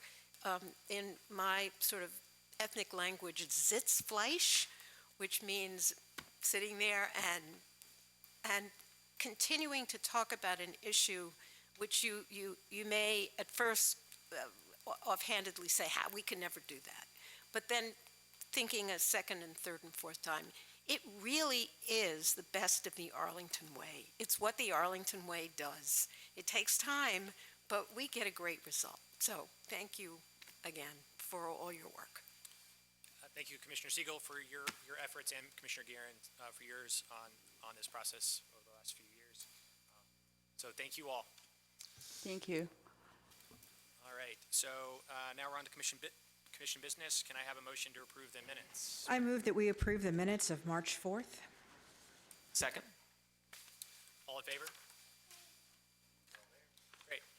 I move that we approve the minutes of March 6th. Second. All right. All in favor? All right, great. Okay. Committee reports. SPRC, Commissioner Guerin. Know that we are changing the format. If you haven't picked up on this already, we'll be going to 2-hour meetings as opposed to 1.5-hour meetings. We know this means 2.5 hours, at least the first meeting, but this should free up our schedules a little and also help staff. Thank you everyone who has already signed on to chair or co-chair one of these. We have a lot more coming up, so let me know if you're interested, including something big and complicated in Clarendon. One more thing, in terms of process, the chair for the SPRC is our resource. So if you miss a meeting and you want to know something, they're preparing a report that they will send to us, usually in advance of our meetings if they get a chance, but also that's someone that you can contact in advance of our public hearing to ask all the little minutia questions that you might not want to raise in our meetings, but, that have kept you awake at night. Great. In the interest of time this evening, I'm not going to go over individual site plans. I'm going to go to LRPC, Commissioner Yakimi. Thank you, Mr. Chair. Just briefly, we will be having a discussion about the community energy plan. Staff is going to be consulting with me next week about a 2232 for the Ed Center to have it coincide with the use permit. We will also be addressing the special GLUT process again, as we said that we would get something in place before July 1st. And we will have a block regulating plan coming up in Crystal City. Great. So we don't have our Zelco chair tonight. PFRC. We had a meeting on the use permit of the Ed Center a few weeks ago. Last week. Was that last week? Yeah. It feels like 2 weeks ago. Time is moving slowly. It changes your life. So I think, Ms. Bowling, that's supposed to be coming to us in May, correct? Okay, so we will look for the Ed Center use permit here in May, and then. Yeah, the first PFRC for the Fire Station 8 is May 1st, and we will have 3 more meetings beyond that, June, July, and September. We also are planning to have 2 community meetings, the first one after May 1st, general Great. community meetings. And we are finalizing the people who will be named to the PFRC. Excellent.